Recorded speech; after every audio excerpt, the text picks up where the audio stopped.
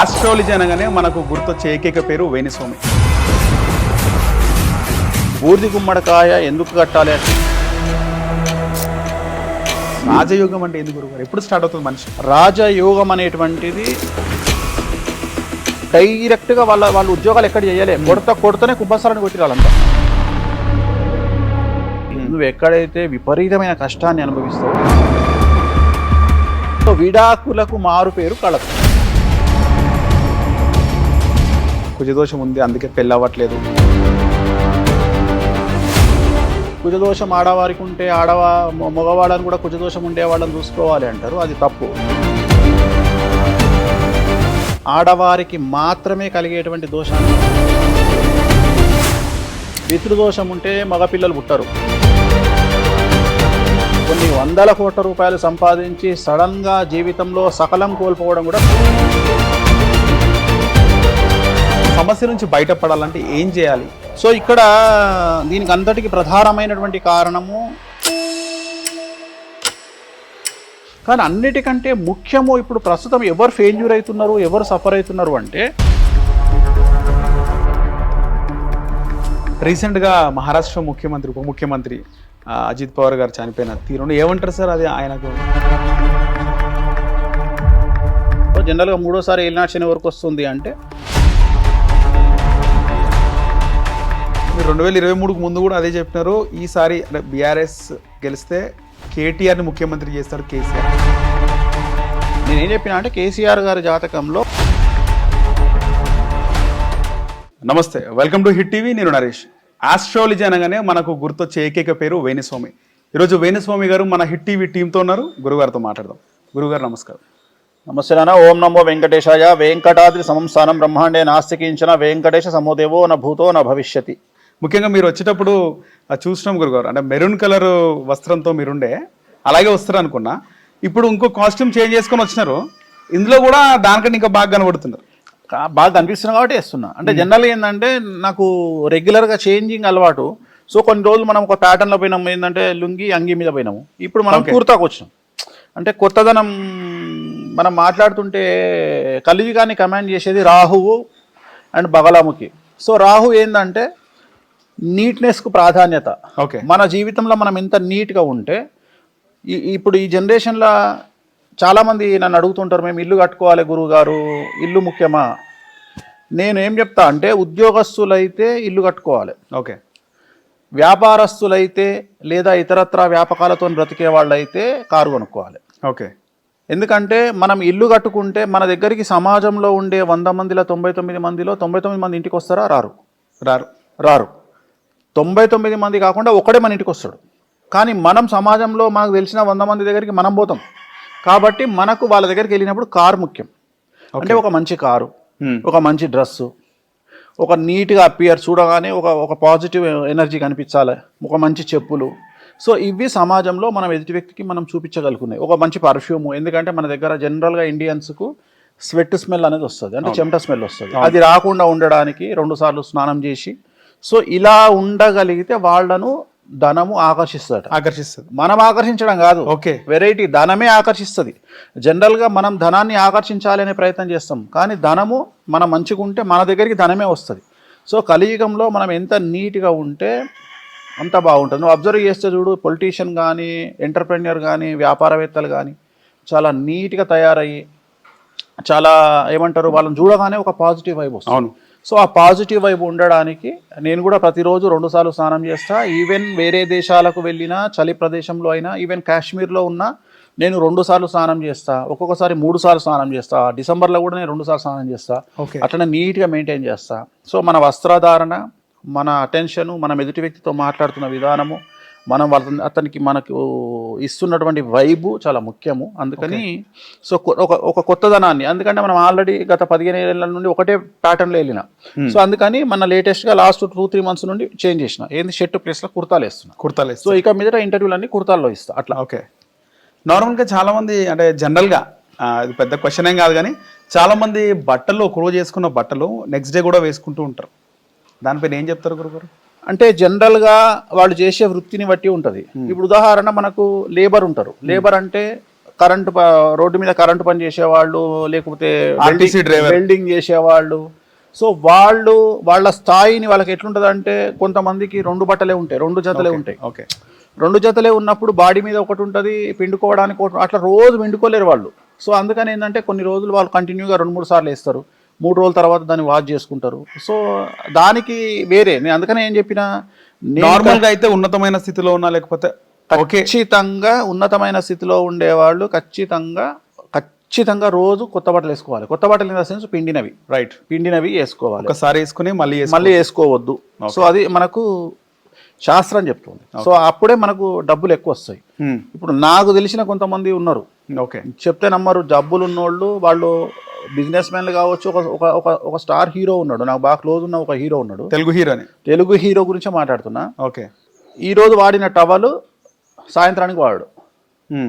అంటే ఒక్కసారి వాడిన టవల్ ఇంకోసారి వాడాడు ఇంకా. అంటే దాన్ని బట్టి నువ్వు అర్థం చేసుకో ఎన్ని టవల్స్ ఉంటాయో, ఆయన నెలకు ఎన్ని టవల్స్ ఉంటాయో. ఓకే నెలకు 100 టవల్స్ వాడతాడు, ఆ 100 టవల్ పడేస్తాడు. సో అది వాళ్ళ నమ్మకం. సో నేను ఇచ్చే సలహా కూడా అదే, మనం బాగా ఎదగాలి అంటే కొన్ని చేయాల్సి, దాంట్లో భాగంగా నీట్నెస్ చాలా ముఖ్యము. ఆ నీట్నెస్ను బట్టి మనకు అభివృద్ధి అనేది ఏర్పడుతుంది. ఓకే సో ముఖ్యంగా మీ ఫామ్ హౌస్ ఎంటర్ అవ్వగానే ఫస్ట్ భయం వేసింది మీ పెట్ డాగ్స్ని చూసి. దాదాపు 6-7 ఉన్నాయి మొత్తం. సో అందులో రకరకాలు ఉన్నాయి, జర్మన్ షెపర్డ్ ఉంది, హస్కీ ఉంది, అన్ని రకాల రాట్ వీలర్ ఉంది, సెయింట్ బర్నర్ ఉంటుంది. సో చాలా మందికి కుక్కలు అంటే అఫెక్షన్, పెట్ డాగ్స్ అంటే. నేను కూడా డాగ్ లవరే. సో కుక్కలను పెంచుకోవడం, వీటికి ఏమైనా అయితే బాధపడుతూ ఉంటాము, దానిపైన ఏం చెప్తారు గురుగారు? కుక్కలను నేను పెంచడానికి కారణం ఏంటి అంటే, నేను వటుక భైరవ అని ఒక పూజ చేస్తాను. వటుక భైరవ, భైరవుడు అంటే కుక్క. సో కాల భైరవుడు అంటే కుక్క. సో చాలా మందికి తెలియని విషయం ఏంటంటే, కుక్కను మనం పూజించవచ్చు. సో మేము కుక్కను పూజిస్తాం. రైట్, ఇక్కడ పూజ జరుగుతుంటది. ఇప్పుడు నా వెనకాతల హోమగుండం ఉంది. అవును. సో అక్కడ మనం కాల భైరవుడికి సంబంధించి వటుక భైరవ అని ఒక పూజ చేస్తాం. ఆ పూజ చేసేటప్పుడు ఒక కుక్కను తీసుకొచ్చి ఆ కలర్ను బట్టి, ఆ రోజు ప్రామాణికాన్ని బట్టి, ఒక రోజు తెల్ల కుక్కను తెస్తాం, ఒక రోజు నల్ల కుక్కను తెస్తాం, ఒక రోజు ఎర్ర కుక్కను తెస్తాం. అట్లా ఆ కుక్కను తీసుకొచ్చి ఆల్మోస్ట్ అక్కడ 5 కలర్లు, అందుకే 7 కుక్కలు ఉన్నాయి మొత్తం. 7 కుక్కలు ఉంటాయి, ఆఫీసర్ 2 ఉంటాయి, మొత్తం 9 కుక్కలు ఉంటాయి. సో ఆ ఒక కుక్కను తీసుకొచ్చి మనం ఇక్కడ ఏం చేస్తామంటే, పూజ చేసి దాని పాదాలను కడిగి పూజ చేసి, దానికి బొట్టు పెట్టి, దానికి ఒక మాల వేసి, సో యజమానితో, ఇప్పుడు నువ్వు చేపిస్తున్న వటుక భైరవ, నీతోనే అన్ని పూజలు చేయించి, సో దానికి నైవేద్యం పెట్టి, సో దానికి మనం చేసే పూజలో భాగంగా దానికి కనీసం ఒక్కొక్క కుక్కకు మనం ఒక రోజు 1/2 kg మటన్ పెడతాం. పూజ చేసిన రోజు ఇప్పుడు ఈ రోజు మనం 1/2 kg అంటే ఇంచుమించు 7 కుక్కలు అంటే 3.5 కిలోల మటన్ పెడతాం. సో దాంట్లో కూడా నైవేద్యం అంటే లైక్ మనం చేసే పూజలో ఇప్పుడు మనం ఒక సర్టెన్ 10 కిలోల మటన్ తీసుకుంటే 10 కిలోల మటన్లో ఒక 5 కిలోల మటన్ కుక్కలకు పెడితే 5 కిలో మటన్ హోమగుండం వేస్తాం. ఓకే. సో అట్లా మనము అంటే డైరెక్ట్గా ప్రత్యక్షంగా మనం పెట్టే నైవేద్యాన్ని మనం ఇస్తున్నాం. ఎవరికి ఇస్తున్నాము అంటే, మనం ప్రత్యక్షంగా పెట్టే నైవేద్యం ఎవరు తీసుకుంటారు అంటే, ఒకటి హోమగుండంలో వేస్తాం అంటే అగ్నిదేవుడు, 2 సముద్రుడు, ఓకే, 3 భైరవులు, కుక్కలు. ఈ 3 డైరెక్ట్ తీసుకుంటాయి, వేరే ఏవి తీసుకో. సో అందుకని మనం డైరెక్ట్గా ఇచ్చే ప్రయత్నం చేస్తాం. హోమగుండం ద్వారా ఇస్తాము, సముద్ర తీరంలో చేస్తే సముద్రానికి ఇస్తాము, లేదు ఇక్కడ చేస్తున్నాం కాబట్టి మనం భైరవునికి పెడతాం. ఓకే. సో పూజించడంలో భాగంగా ఈ కుక్కలను పెట్టుకున్నాం తప్ప ఇదేదో సెక్యూరిటీ పరమైనటువంటి అంశం కాదు. మనం కాలభైరవుని పూజిస్తాం కాబట్టి, భైరవుడు అంటే కుక్క కాబట్టి, మేము చేసే పూజలలో వటుక భైరవ అనేటువంటిది చాలా ప్రామాణికమైనది. రైట్. నా దగ్గర ఆఫీస్లో ఉన్న 2 కుక్కలకు ఒక దాని పేరు భైరవ, ఒక దాని పేరు వటుక. వటుక భైరవ 2 అవి ఇంపోర్ట్ చేసుకున్న 2 హస్కీలు. ఇక్కడ 2 హస్కీలు ఉంటాయి, ఒక సెయింట్ బర్నర్ ఉంటుంది, ఒక రాట్ వీలర్ ఉంటుంది, ఒక జర్మన్ షెపర్డ్ ఉంటుంది, ఒకటి గోల్డెన్ రిట్రీవర్ ఉంటుంది. మొత్తం ఇక్కడ 7 ఉంటాయి, ఆఫీస్లో 2 ఉంటాయి. ఓకే. సో ముఖ్యంగా మనము రకరకాల జంతువులను, మనుషులు కొన్ని జంతువులను తింటూ ఉంటాం, కోడ్లు మేకలు తింటూ ఉంటాం, కొన్ని ఏరియాలో ఇంకొన్ని తింటూ ఉంటారు. కానీ మనం పెంచుకునే కుక్కలకి ఏమైనా బాధపడతామో, ఎట్ ద సేమ్ టైము మేకలను కోసుకొని తింటాము.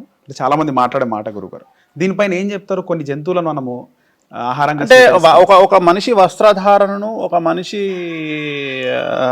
ఫుడ్ హ్యాబిట్స్ను మనము విమర్శించడం కానీ అలాంటిది చేసే రైట్స్ మనకు లేవు. నాగాల్యాండ్లో కుక్కలను తింటారు. అవును. నార్త్ ఈస్ట్ స్టేట్స్లో నేను చాలా స్టేట్స్ చూసిన, పిల్లి తింటారు, పంది కుక్కలు తింటారు, కోతి తింటారు. అవును, కోతిని తింటారు. సో జనరల్గా ఎక్కడ ఏవైతే ఎక్కువగా ఉంటాయో వాటిని తినడానికి వాడతారు. తక్కువగా ఉండడానికి సేవ్ చేయడానికి ప్రయత్నం చేస్తారు. ఇప్పుడు ఉదాహరణ ఆస్ట్రేలియాలో కంగారూస్ అక్కడ వాళ్ళ జాతీయ జంతువు కానీ అక్కడ కంగారూస్ విరివిగా తినమంటారు. ప్లస్ ఇంకొక ప్రాబ్లం ఏంటంటే వాళ్ళు సడన్గా వాటిని మూకుమ్మడిగా చంపడానికి కూడా ప్రయత్నం చేస్తారు గవర్నమెంట్. అంటే ఎంత ఘోరం అయిపోతుంది ఆస్ట్రేలియాలో అంటే మనం రోడ్డు మీద వెళ్తున్నప్పుడు సడన్గా వచ్చి ఇక్కడ మన దగ్గర అడవి పందులు ఎట్లా మన అడవి పందులు చాలా రేరే తగులుతాయి. కానీ అక్కడ మనం రోడ్డు మీద పోతుంటే డైరెక్ట్గా రోడ్డు మీదకి వచ్చి మన కారు కొడతాయి కంగారూస్. సో డ్యామేజ్ అవుతాయని భయపడతారు. అంటే మన మనుషులు డ్యామేజ్ అవుతాయని వాళ్ళు చెప్తారు. ఓకే. సో ఇప్పుడు మన దగ్గర ఏంటంటే నార్త్ ఈస్ట్ స్టేట్స్లో మన దగ్గర కుక్కలు తింటారు, పిల్లులు తింటారు, ముంగీసలు తింటారు కొంత. నేను అనేది ఏంటంటే ఇప్పుడు ఇవాళ నువ్వు ఒక ప్రశ్న అడిగినావు మేకలు అన్నావు. వాస్తవంగా మేకలు 1970 ప్రాంతంలో మటన్ చాలా చీపు. ఓకే. ఎందుకంటే అప్పుడు చికెన్ లేదు, అంటే అప్పుడు కోళ్ళు లేవు. ఓకే, చికెన్ లేదు అప్పుడు, కోళ్ళు లేవు చాలా మందికి తెలియదు.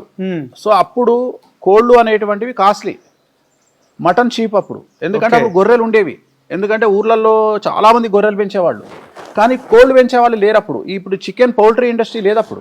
అందుకని ఏంటి అంటే చికెన్ అంటే దొరకదు ఎవరికి, అప్పుడు ఓన్లీ మటనే.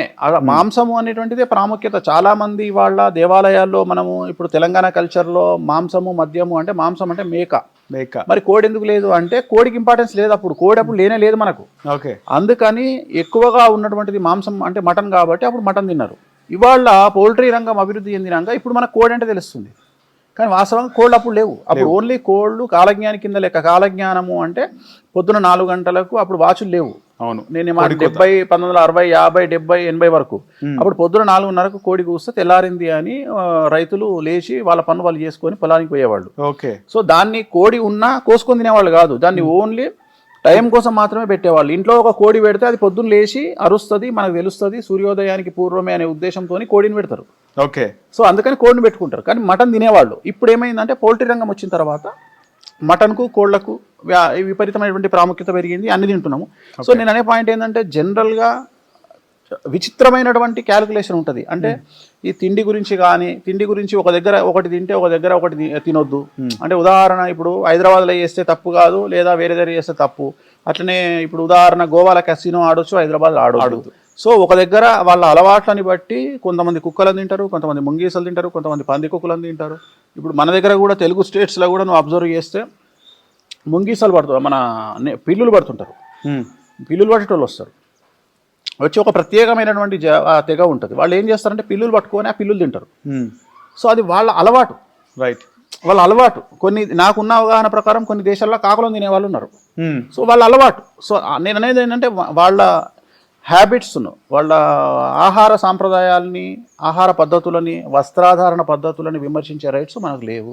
సో ఎవరి మన సంస్కృతి సాంప్రదాయాలను బట్టి, వాళ్ళ పూర్వీకుల యొక్క ఆచార వ్యవహారాలను బట్టి, ఆహారపు అలవాట్లను బట్టి వాళ్ళకి అలవాట్లు వస్తాయి. రీసెంట్ టైమ్స్లో ఘటన జరిగింది. సికింద్రాబాద్ నుంచి వస్తుంటే 2 వ్యక్తులు బ్యాగ్ పట్టుకుని వెళ్తూ ఆ కరెంటు తీగల పైన ఉన్నటువంటి పిట్టలను కొట్టినారు. దాంతో పిట్టలను ఎగిరిపోయిన ఒక పిట్ట కింద పడదా, పిట్టను వేసుకొని వెళ్ళిపోతున్నారు బహుశా వెళ్ళి తీసుకొని తినడానికి. ఇంకొక దగ్గర ఉడతలను పడుతున్నారు. డిఫరెంట్గా ఉన్నారు వాళ్ళు. నేను అదే చెప్తున్నా, అంటే ఇవి ఆహారపు అలవాట్లను విమర్శించే రైట్స్ మనకు లేవు. నేను అనేది ఏంటంటే అది వాళ్ళ వంశపారంపర్యంగా వస్తున్న సాంప్రదాయం. సో వాళ్ళు ఇప్పుడు చాలా మంది నేను చూస్తుంటా పల్లెటూర్లలో ఇవాళ కూడా చాలా మంది వచ్చి కొన్ని జాతులకు సంబంధించిన వాళ్ళు వచ్చి పిల్లులను పట్టుకొని తింటుంటారు. కొంతమంది నేను చూసిన పందికొక్కులు పడుతుంటారు. నువ్వు అబ్జర్వ్ చేస్తే పొలాలల్లో ఎలకలను పడుతుంటారు. నువ్వు అబ్జర్వ్ చేయి. పొలాలలో వాళ్ళు వచ్చి ఏం చేస్తారంటే కొద్దిగా ఒక నెట్టికి ఏముండదు, వాళ్ళు ఏం చేస్తారంటే చిన్న చిన్న హోల్స్ చూసుకొని ఆ హోల్స్లో ఒక దగ్గర వాళ్ళు పొగ పెడతారు. పెట్టినప్పుడు ఆ పొగల నుండి దాంట్లో నుండి ఎలకలన్నీ బయటకు వస్తాయి. సో ఎలకలను పట్టుకొని తింటారు. సో అది వాళ్ళ సంప్రదాయం. అది దానికి మనము ఇది అయ్యో అని అనడానికి లేదు. ఎందుకంటే నార్త్ ఈస్ట్ స్టేట్స్ కూడా మన దేశంలోనే ఉన్నాయి. మన దేశంలో ఉండే మన తోటి మనుషులే కొంతమంది కుక్కలను తింటారు, కొంతమంది పందులను తింటారు. సో ఎవరి ఇష్టం వాళ్ళది. సో వాటిని అదే చెప్తున్నా, వాటిని విమర్శించేటువంటి రైట్స్ మనకు లేవు. అవి వాళ్ళ ఆహారపు అలవాట్లు. ఓకే. నార్మల్గా చాలా రోజుల నుంచి ఈ రోజుల్లో కూడా ఒక వ్యక్తి అభివృద్ధి చెందుతున్నాడు, ఏదైనా ఇల్లు కొనుక్కున్నా, లేదా ముఖ్యంగా ఏదైనా కారు కొనుక్కున్నా అంటే కూడా నరదృష్టి అనేది ఎఫెక్ట్ అవుతుందని రీసెంట్ టైమ్స్లో చాలామంది మాట్లాడినమాట. నిజంగా నరదృష్టి అనేది అంత పవర్ఫుల్ గురుగారు? సో నరఘోష, మా భాషలో నరఘోష, మామూలు భాషలో నరదృష్టి. ఓకే. సో ఇక్కడ మనుషులకు తగులుతుంది దృష్టి అనేది పక్కన పెడితే కలియుగ దైవం అయినటువంటి తిరుమల వెంకటేశ్వర స్వామి వారికి కూడా దిష్టి తగులుతుంది. ఓకే. సో అందుకనే ఆయనకు చాలా దిష్టి తీస్తారు, రోజుకు 2-3 సార్లు తీస్తారు. అలాగే తిరుప్పావడ సేవ అని ఒక సేవ ఉంటుంది, అది ఇంచుమించు ఒక 100 కిలోల పులిహోర చేసి స్వామివారి ముందర పోసి దిష్టి తీస్తారు. ఓకే. సో వెంకటేశ్వర స్వామి వారికి కూడా రెగ్యులర్ గా ప్రతిరోజు 2-3 సార్లు దిష్టి తీస్తారు. మరి అంత పెద్ద వెంకటేశ్వర స్వామికే దిష్టి తగలదు లేదు, ఆ స్వామి కోనికిస్కగల మనకెందుకు తగలదు, మామూలు మనుషులము. సో ఇక్కడ మనుషులకు ఏంది అంటే ఇవాళ కలియుగంలో కాంపిటీషన్ ఎక్కువగా అయిపోయిన సందర్భంలో, ఈగోస్ ఎక్కువగా, జెలస్ ఎక్కువగా ఉన్న సందర్భంలో మనం ఒక కారు కొనుక్కోగానే మన ఇంటి పక్కోడు చచ్చి చచ్చి చచ్చి మన మీద పడి ఏడుస్తాడు కారు కొనుక్కోండు అని. మనం ఒక టూర్కు పోయినాము అంటే ఇంకొకటి ఏమైంది, ఒకప్పుడు 2000కు పూర్వము 2000 సంవత్సరానికి పూర్వము ఏదైనా చేస్తే సీక్రెట్గా చేసుకునే వాళ్ళము. అంటే ఉదాహరణ ఉన్నా దాచుకొని తినాలి అని, అంటే దాచుకొని తినాలి అంటే నువ్వు తినే ఫ్రూట్ కూడా దొంగతనంగా తినాలి, నువ్వు ఇంట్లో పిండి వంటలు చేసుకున్నా దొంగతనంగా తినాలి అనేటువంటి సిద్ధాంతం ఉండే. కానీ ఇవాళ ఏమైపోయింది, నువ్వు గోవా పోతే సెల్ఫీ తీసి నేను గోవాలో ఉన్నాను పెట్టుకోవాలి, నువ్వు తిరుపతికి పోతే నేను తిరుపతిలో ఉన్నాను పెట్టుకోవాలి, కారు కొనుక్కోగానే నాతో పాటు అందరు కారు కొనుక్కున్నాము అని పెట్టుకోవాలి. అంటే జనాలకు మన స్టేటస్, సోషల్ స్టేటస్ను తెలియజేయడానికి జనాలకు మనము చెప్తున్నాం, నేను నా లెవెల్ పెంచుకున్నా, నేను పెద్ద లెవెల్లో ఉన్నా అని చెప్పడానికి ప్రతి ఒక్కటి, ఒక పెళ్ళి అయినా, ఒక ఎంగేజ్మెంట్ అయినా, ఒక బర్త్డే అయినా ప్రతిదీ జనాలకు తెలియజేయాలనుకుంటున్నాం.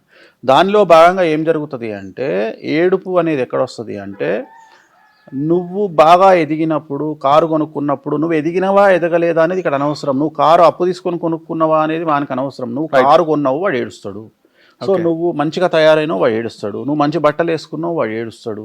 చివరికి ఏ స్టేజ్కి వచ్చింది అంటే 10th క్లాస్లో మన ఇంట్లో ఒక అబ్బాయో అమ్మాయో ఫస్ట్ ర్యాంక్ కొడితే కూడా ఏడుస్తారు. ఇంటర్లో డాక్టరేట్ కనీసం ఒక డాక్టర్ సీట్ వస్తే ఏడుస్తారు. అంటే నువ్వు ఏ రంగంలో తీసుకో, నువ్వు డబ్బుల విషయంలో తీసుకో, నువ్వు కుటుంబ పరంగా తీసుకో, నువ్వు ఏం తీసుకున్నా నీకు అభివృద్ధి అనేటువంటిది ఉంటే మన ఇంటి పక్క వాడు ఏడవడం అనేటువంటిది స్టార్ట్ అయింది. రెండోది కాంపిటీషన్ కూడా ఎట్ ది సేమ్ టైం ఉంది. మన పక్కోడు క్రెటా కొంటే మనం ఇన్నోవా కొనాలి, వానికంటే కనీసం 5 లక్షల కారు ఎక్కువ కొనాలి. సో మనోడు క్రెటా కొంటే మనం BMW కొనాలి, నువ్వు BMW కొంటే నేను జాగ్వార్ కొనాలి. ఈ కాంపిటీషన్ వెళ్తున్న లైఫ్, ఇది కాంపిటీషన్ యుగం. సో ఖచ్చితంగా కలియుగంలో మనకు ఈ రోజు మనం మాట్లాడుకున్న సందర్భంలో ఖచ్చితంగా నరఘోష అనేటువంటిది ఉంది, దాన్నే మనం నరదిష్టి అంటాం. ఓకే. అందుకనే దిష్టి తీసుకోవడం అనేటువంటిది ముఖ్యమైన విషయము. మనము దిష్టి తీయడానికి బూడిద గుమ్మడికాయను రెగ్యులర్గా వాడతాము. సో బూడిద గుమ్మడికాయను ప్రతి అమావాస్య రోజు మనకు ఉన్నటువంటి స్థాయిని బట్టి, అంటే మనకు ఉండే దిష్టిని బట్టి, అది అమావాస్య రోజు మనం బూడిద గుమ్మడికాయని ఇంటి ముందు కొట్టడము, ఎట్ ది సేమ్ టైం బూడిద గుమ్మడికాయను కట్టడము. జనరల్గా చాలా మంది కట్టేది వేరు, కొట్టేది వేరు అంటారు. అలా కాకుండా బూడిద గుమ్మడికాయనే కట్టాలి, బూడిద గుమ్మడికాయనే కొట్టాలి. ఎందుకంటే మంచి గుమ్మడికాయకు విలువ లేదు, అంటే తినే గుమ్మడికాయకు విలువ లేదు. నువ్వు అబ్జర్వ్ చేస్తే తినే గుమ్మడికాయ చేతుల నుండి కింద పడితే పగిలిపోతుంది. అవును. కానీ బూడిద గుమ్మడికాయ నువ్వు బలం వేసి కొట్టినా పగలదు. ఎందుకంటే బూడిద గుమ్మడికాయకున్న పవరు తినే గుమ్మడికాయకు లేదు. ఓకే. తినే గుమ్మడికాయ చాలా మంది ఏం చేస్తారంటే తినడానికి వాడకుండా కొట్టడానికి వాడతారు. ఎప్పుడు కొట్టొద్దు. రెండోది చాలా మందికి తెలియని విషయం ఏంటంటే బూడిద గుమ్మడికాయ కానీ, మంచి గుమ్మడికాయ, తినే గుమ్మడికాయ కానీ, దాన్ని కొట్టేటప్పుడు కానీ కట్టేటప్పుడు కానీ దానికి బొట్లు పెట్టడం కానీ వాటర్ తగలడం కానీ చేయవద్దు. బూడిద గుమ్మడికాయ పెడతారు గురుగారు, అదే తప్పు. ఇప్పుడు చెప్తున్నా, బూడిద గుమ్మడికాయ ఎందుకు కట్టాలి ఆ శాస్త్రం ఏంటంటే, మనము ఒరిజినల్ బూడిద గుమ్మడికాయను తీసుకొచ్చి, పాడైపోయినటువంటి బూడిద గుమ్మడికాయను తీసుకొచ్చి కనుక మనం ఇంటికి కట్టుకుంటే 10 సంవత్సరాల పాటు కూడా బూడిద గుమ్మడికాయ పాడు కాదు. ఓకే. ఓన్లీ ఎప్పుడు పాడైతుంది బూడిద గుమ్మడికాయ అంటే మన మీద నర దృష్టి ఉన్నప్పుడు, లేదా మనకి ఎవరైనా ఇంటి పక్కోడు ప్రయోగాలు చేసినప్పుడు, మన శత్రువులు ప్రయోగాలు చేసినప్పుడు, అప్పుడు మాత్రమే బూడిద గుమ్మడికాయ పాడవుతుంది. ఓకే.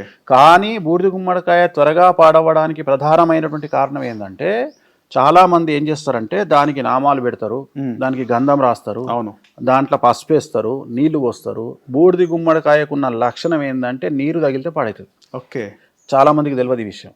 సో నీరు తగిలితే పాడవుతుంది. కాబట్టి నీరు ఎట్టి పరిస్థితుల్లో దానికి తగలనివ్వద్దు, దానికి పసుపు కుంకుమలు తగలవద్దు.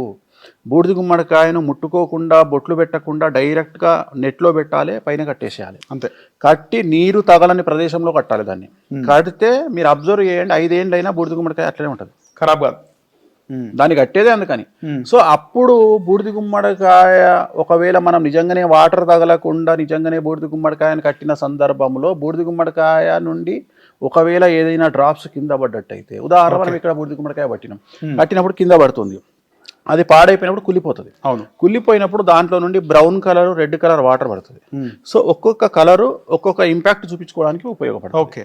సో మనకు బ్రౌన్ కలర్ పడితే ఏంది, ఉదాహరణ బ్రౌన్ కలర్ పడితే నరఘోష ఉన్నట్టు లెక్క.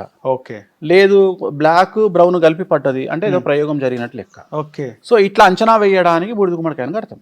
సో అందుకని నరదిష్టి తీయాలి అంటే ఇది ఒక పద్ధతి. మనుషులకు ఇది ఇప్పుడు నేను చెప్పింది ఏంది, ఇది వాహనాలకు కానీ ఇంటికి కానీ. మరి మనుషులకు దిష్టి తగిలితే ఎట్లా అంటే, మనుషులకు దిష్టి తగిలినప్పుడు చేసే పని ఏంటంటే, తెలియనటువంటి ప్రదేశంలో ఉదాహరణ చెవు వెనకాల కాటుక పెట్టుకోవడం, అరికాళ్లలో కాటుక పెట్టుకోవడము, లేదు నిజంగానే బాగా దిష్టి జరిగినప్పుడు మంత్రించేటువంటి అంటే దిష్టి మంత్రం వేయగలిగిన వాళ్ళు అయితే నీళ్ళకి, ఇప్పుడు ఉదాహరణ మేమైతే నీటికి దిష్టి మంత్రం వేసి వాటర్ బాటిల్ మూత ఓపెన్ చేసి మంత్రం ఇచ్చి 200 ml వాటర్ బాటిల్ ఇచ్చి తాగమంటాం. అట్లా కాకుండా ఇంట్లో నీటితో దిష్టి తీయవచ్చు. నీటితో దిష్టి తీయడం అంటే ఉదాహరణ ఒక టవల్ ఉంటుంది ఇంట్లో మన దగ్గర. ఆ టవల్ని ఏం చేయాలంటే, మన ఇంటికి కాంపౌండ్ వాల్ ఉంటుంది.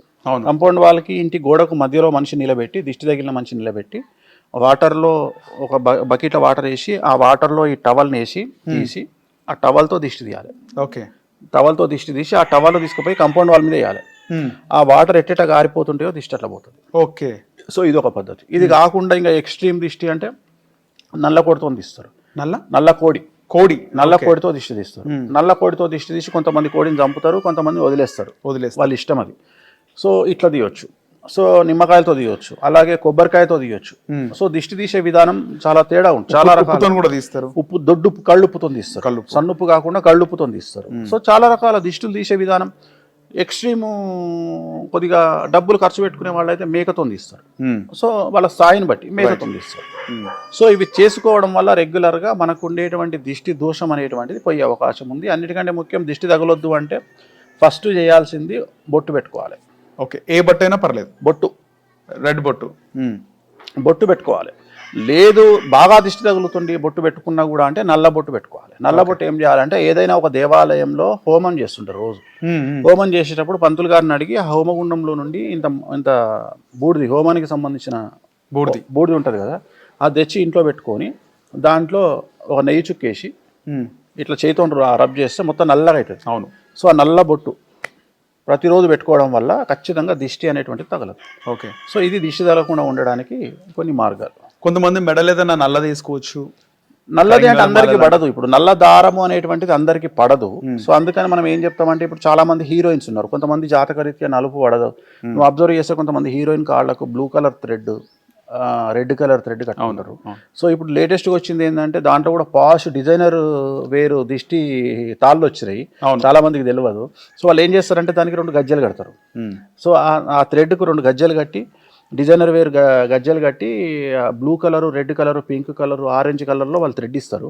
ఆ థ్రెడ్ను కాళ్ళకు కట్టుకున్నా సరిపోతుంది. కొన్నిసార్లు మనము కొంతమంది ఏనుగు వెంట్రుక ఉంటుంది, చాలా రఫ్గా ఉంటుంది ఏనుగు వెంట్రుక, దాన్ని కూడా మెడలో వేసుకుంటారు, లేదంటే చేతికి బ్రాస్లెట్లో పెట్టుకుంటారు, లేదంటే కొంతమంది ఉంగరంలో పెట్టుకుంటారు. సో అలా చేసుకోవడం వల్ల నరదృష్టి నుండి తప్పించుకునేటువంటి అవకాశాలు ఉంటాయి. చాలా మంది అబ్బాయిలు కుడికాలు కట్టుకోవద్దు ఆ నల్లతాడు అంటారు. ఏం లేదు, కట్టుకోవచ్చు. కుడికాలు కట్టుకోవచ్చు, కుడికాలు ఎడమకాలు ఏం లేదు, ఏ కాలుకైనా కట్టుకోవచ్చు. కాలుకు కట్టుకోవడం వల్ల చాలా వరకు దిష్టి అనేటువంటిది, ఇంటికి ఎలాగైతే మనం దిష్టి బొమ్మ పెడతామో, ఒక మనిషికి యాక్చువల్గా దిష్టి పోవడానికి ప్రధానమైనటువంటి కారణం బొట్టు. బొట్టు ఉన్నాక కూడా నీకు దిష్టి తగిలింది అంటే అప్పుడు నువ్వు కాలుకి ఏదైనా థ్రెడ్ కట్టాలి. దానివల్ల నీకు దిష్టి అనేటువంటిది తగలదు. ఓకే. సో అలాగే ముఖ్యంగా వాహనాలకు కూడా ఇదే పద్ధతి. వాహనాలకు కూడా సేమ్. మనం ఇప్పుడు ఉదాహరణ వాహనాలకు ఇవాళ రేపు ఏమైపోయిందంటే జీడి గింజలు కట్టాలి వాస్తవంగా. సో ఇవాళ వాహనాలకు జీడి గింజలు కడతలేరు. అంతెందుకు, మనం పూజకు పోతే పంతులకు మొదలే చెప్తున్నారు, పంతులు గారు పసుపు దల్లకండి కుంకుమ దల్లకండి అని చెప్తారు. ఎందుకంటే కారు మీద ఉన్న ప్రేమ పూజ మీద ఉంటలేదు, మీరు పసుపు దల్లకండి అని చెప్తారు. జనరల్గా ఏంటంటే పసుపు కుంకుమ మంచిగా తల్లి ఒక దండ కట్టి అగరబత్తులు ముట్టించి ఆర్తికర్పూరం ముట్టించి 4 నిమ్మకాయలు పెట్టి దాని మించి తొక్కిచ్చి తీసుకపోతేనే దిష్టి పోతుంది, జనరల్గా నరఘోష పోతుంది. కానీ వాళ్ళు అట్లా జరుగుతలేదు. అందుకని జనరల్గా మనం ఏం చేస్తామంటే బూడిద గుమ్మడికాయ కొట్టడం బెస్ట్ ఆప్షన్.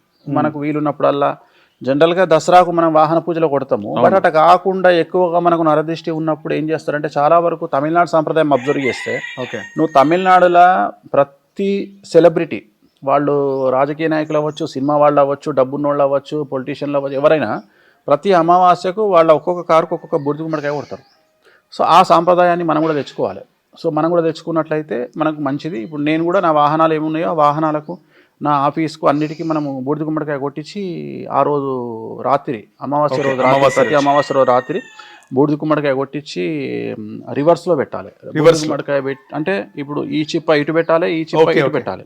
పెట్టి దాంట్లో కుంకుమ మాత్రమే, పసుపు ఓన్లీ కుంకుమ మాత్రమే వాడాలి. దిష్టికి ఎప్పుడే కానీ పసుపు వాడద్దు. తాంత్రిక పూజలకు దిష్టికి పసుపు మంచిది కాదు. ఎందుకంటే మనం చేసేది మంగళప్రదం కాదు. అక్కడ మనకు ఉన్నటువంటి సమస్య పోగొట్టడానికి మనం కుంకుమ వాడాలి.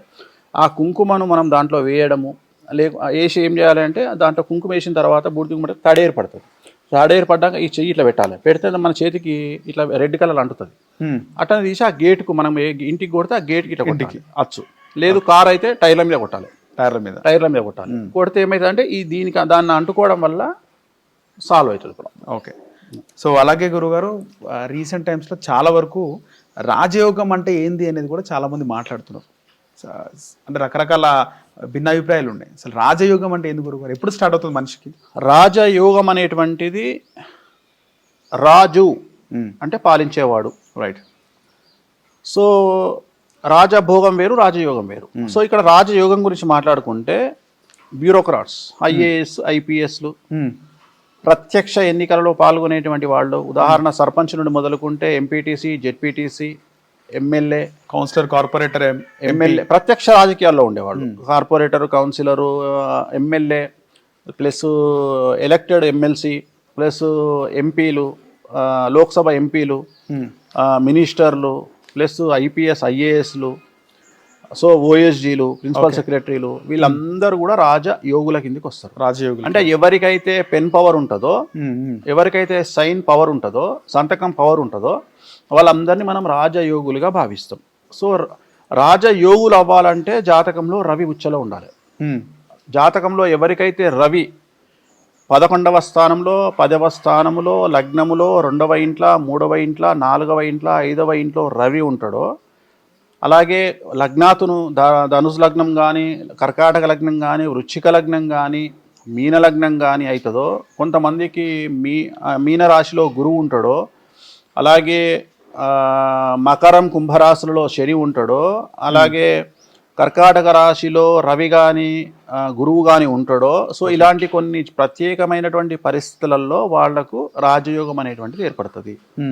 రాజయోగం అంటే ఖచ్చితంగా గవర్నమెంట్ రిలేటెడ్గా ఉండాలి. అది రాజకీయ రంగం అవ్వచ్చు, లేదా ప్రత్యేకించి ప్రభుత్వ రంగంలో మంచి పొజిషన్లో ఉద్యోగాన్ని నిర్వహించడం అవ్వచ్చు. ఈ రెండింటిని రాజయోగులు అంటారు. రాజయోగులకు గవర్నమెంట్ ఇచ్చేటువంటి కార్లు ఉంటాయి. అవును, రాజయోగులకు. ఉదాహరణ ఎమ్మెల్యేకు గవర్నమెంట్ కార్ ఇస్తుంది, గన్మెన్లు ఇస్తుంది. అట్లనే ఎంపీలకు చాలా పెద్ద ఎత్తున బెనిఫిట్స్ ఉంటాయి. అలాగే హోమ్ మినిస్టర్ కానీ, ఇతరత్ర మినిస్టర్లు కానీ, వీళ్ళంతా రాజయోగులు. సో వీళ్ళందరూ ఆ రేంజ్కి ఎదగాలి అంటే జాతకంలో ఖచ్చితంగా వాళ్లకు రవికి సంబంధించినటువంటి మంచి స్థానము ఉండాలి. కొన్నిసార్లు మేషరాశిలో రవి ఉండడం జరుగుతుంది. సో అలా కొన్ని వాళ్ళ జాతకాన్ని మనం విశ్లేషించినప్పుడు వీళ్ళకి రాజయోగం ఉన్నదా లేదా అనేటువంటి విషయాన్ని మనం అంచనా వేయవచ్చును. అదేవిధంగా ఒకవేళ వీళ్ళని అడ్డంగించేటువంటి దోషాలు ఏమున్నాయి, ఆ దోషాల కారణం చేత వీళ్ళు రాజయోగులు కాలేకపోతున్నారనే ఉద్దేశంతో రాజశ్యామల లాంటి హోమాలు నిర్వహించడం ద్వారా, బగలాముఖి లాంటి పూజలు నిర్వహించడం ద్వారా వాళ్ళకు రాజయోగం కలిగేటువంటి పరిస్థితులను మనం క్రియేట్ చేయొచ్చు. ఓకే.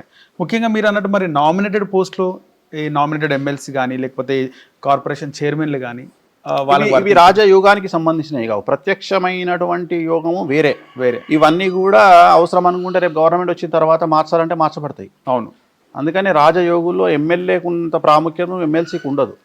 నామినేటెడ్ ఎమ్మెల్సీకి ఉండదు. అది ఏ ఎమ్మెల్సీ అయినా చూడు, నువ్వు అబ్జర్వ్ అయ్యి. ఎమ్మెల్సీ అనేది వేరు, ఎమ్మెల్యే అంటే మళ్ళీ వేరది. నియోజకవర్గ ప్రజలు. ఇప్పుడు రాజ్యసభ ఎంపీకి లోక్సభ ఎంపీకి చాలా తేడా ఉంటుంది. అవును. రాజ్యసభ ఎంపీకి 10% వర్త్ ఉంటే నా లోక్సభ ఎంపీకి 100% ప్రత్యేకత ఉంటుంది. సో అందుకని అది రాజయోగం వేరు, రాజభోగం వేరు. ఈ రాజభోగుల్లోకి రాజ్యసభ ఎంపీలు వస్తారు, ఎమ్మెల్సీ వస్తారు. సో అదే నువ్వు రాజయోగులు అంటే నీకు ఖచ్చితంగా వాళ్ళ లెవెల్ వేరే ఉంటుంది. వాళ్ళు టాప్ లో ఉండాల్సిన పరిస్థితి ఉంటుంది. సో అందుకని ఆ దశ ప్లస్ ఆ జాతకంలో ఉండే యోగాలు, రవి ఎక్కడున్నాడు, గురువు ఎక్కడున్నాడు, దీన్ని బేస్ చేసుకొని మనం డిసైడ్ చేస్తాం. ఓకే. సో రాజభోగం అంటే వేరే కేటగిరీ వస్తుంది. వేరే కేటగిరీ వస్తుంది. ఇప్పుడు సినిమా హీరోలు, సెలబ్రిటీస్ వీళ్ళు ఏ కేటగిరీలకు? వీళ్ళు రాజభోగుల కిందకి వస్తారు. రాజభోగులు. రాజభోగులు అంటే ఎవరు అంటే పూర్వకాలములో రాజుల దగ్గర ఏనుగులు ఉండేవి. అవును. ఏనుగులు ఉండేవి. అట్లనే అమ్మవారు లక్ష్మీ అమ్మవారి దగ్గర ఏనుగులు ఉంటాయి. అంటే ఏనుగులు అనేటువంటివి నీ కింగ్డమ్కు లేదా నీ స్ట్రేచర్కు నీ యొక్క గొప్పతనానికి ప్రతీక. అంటే నువ్వు ఏనుగులను పెట్టుకున్నావు అంటే ఇటు తోపురా అంటారు.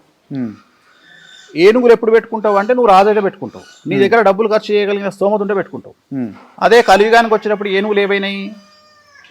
రేంజ్ రోవరు, ఆడి, వెల్లారు, ఇవన్నీ కూడా బెంజ్, ఇవన్నీ కూడా నీకు ఇప్పుడు ఏనుగుల కిందికి సమానం. ఎందుకంటే ఇది కిలోమీటర్కు 5, 6, 7 ఇస్తాయి. ఓకే. సో ఇవన్నీ ఇప్పుడు ఏనుగులతో సమానం. సో రాజభోగులు అంటే ఎవరు అంటే భోగాన్ని అనుభవించే వాళ్ళను రాజభోగులు అంటారు. అంటే ఉదాహరణ రాజయోగులు అనుకుందాం. రాజయోగికి ఏముంటాయి అంటే గవర్నమెంట్ ఒక కారు ఇస్తుంది, అవును, గవర్నమెంట్ ఒక బంగ్లా ఇస్తుంది.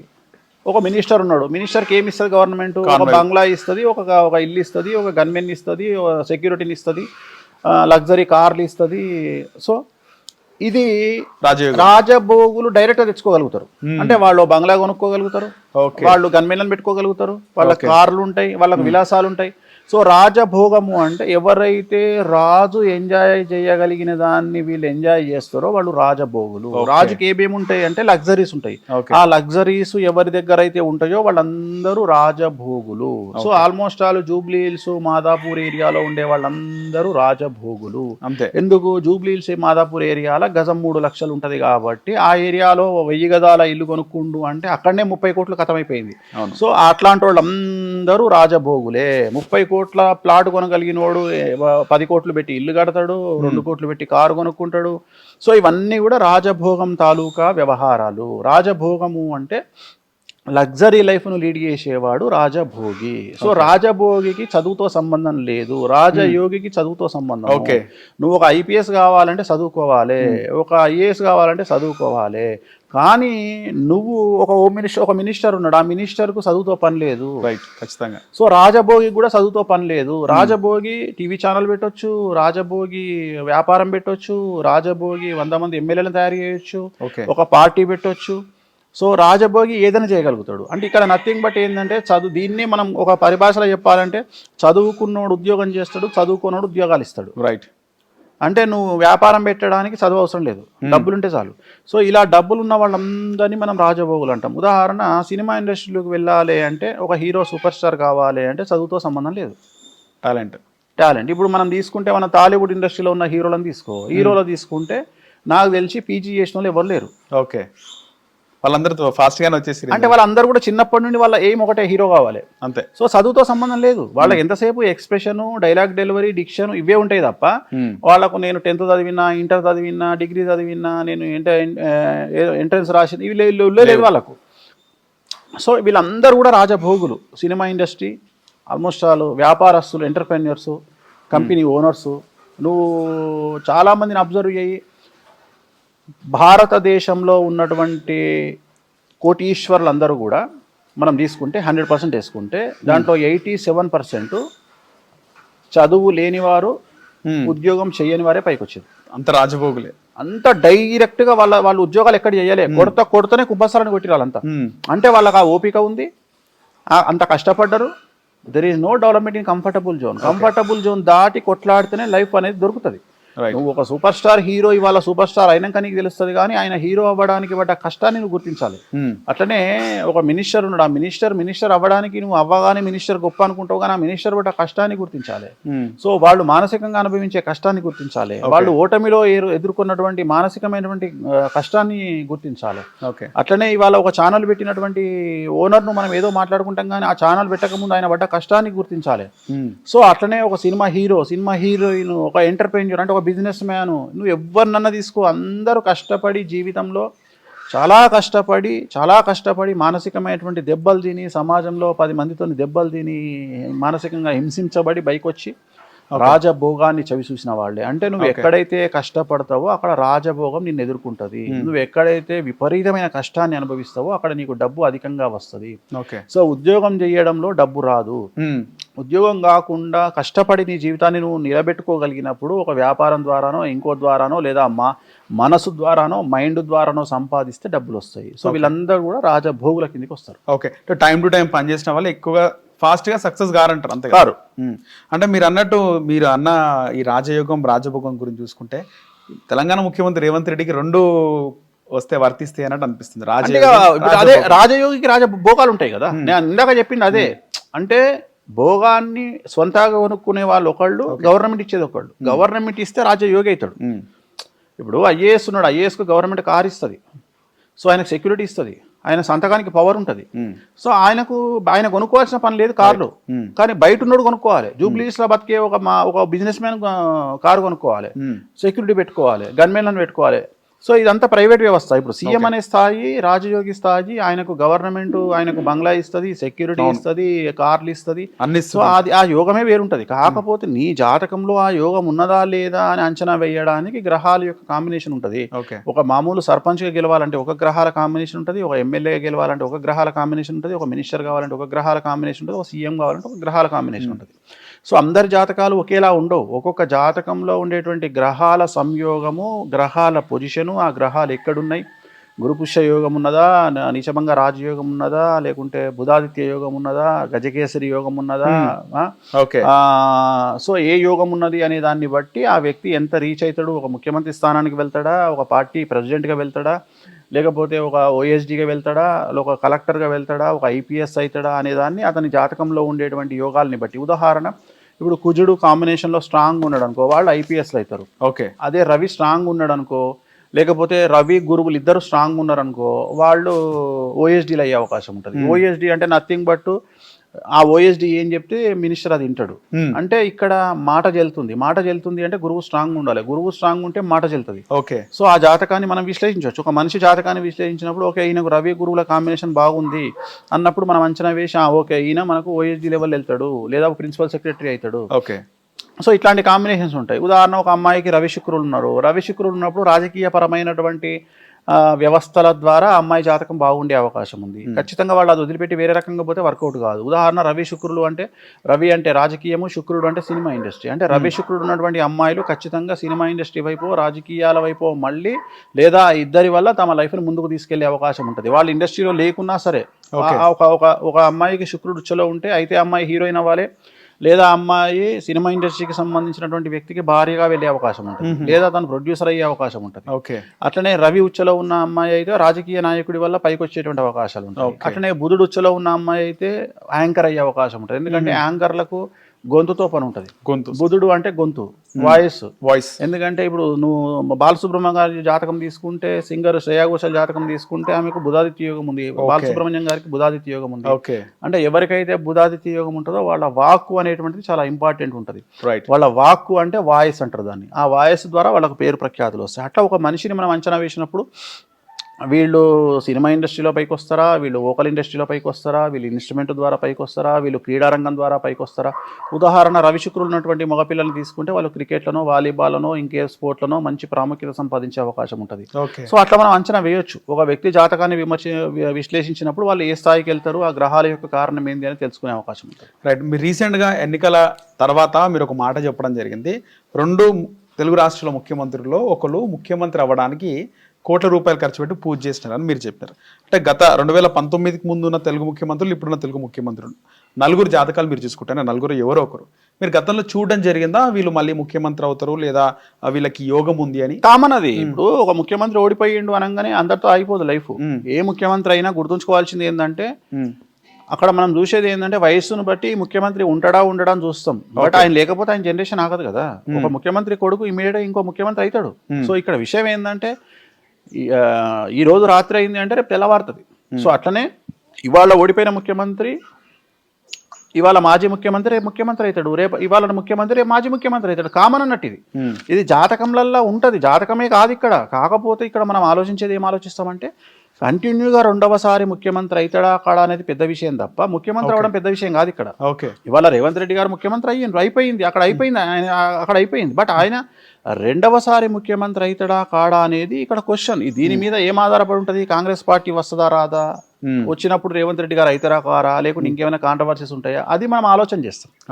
ఇక్కడ మనం ఆలోచన చేసేది అది. అంతేగాని ముఖ్యమంత్రులు అనేటువంటిది సహజంగానే కంటిన్యూగా ముఖ్యమంత్రులు అయితేనే ఉంటారు. కానీ జనరల్గా మనకు ఉన్నటువంటి మన అంటే సౌత్ ఇండియాలో ఒక్క తమిళనాడు మినహా మనకు ఉన్నటువంటి ఒక సెంటిమెంట్స్ ఏంటంటే రెండవసారి ముఖ్యమంత్రి అయినాక మూడవసారి ముఖ్యమంత్రి అయిన చరిత్ర మన దగ్గర లేదు.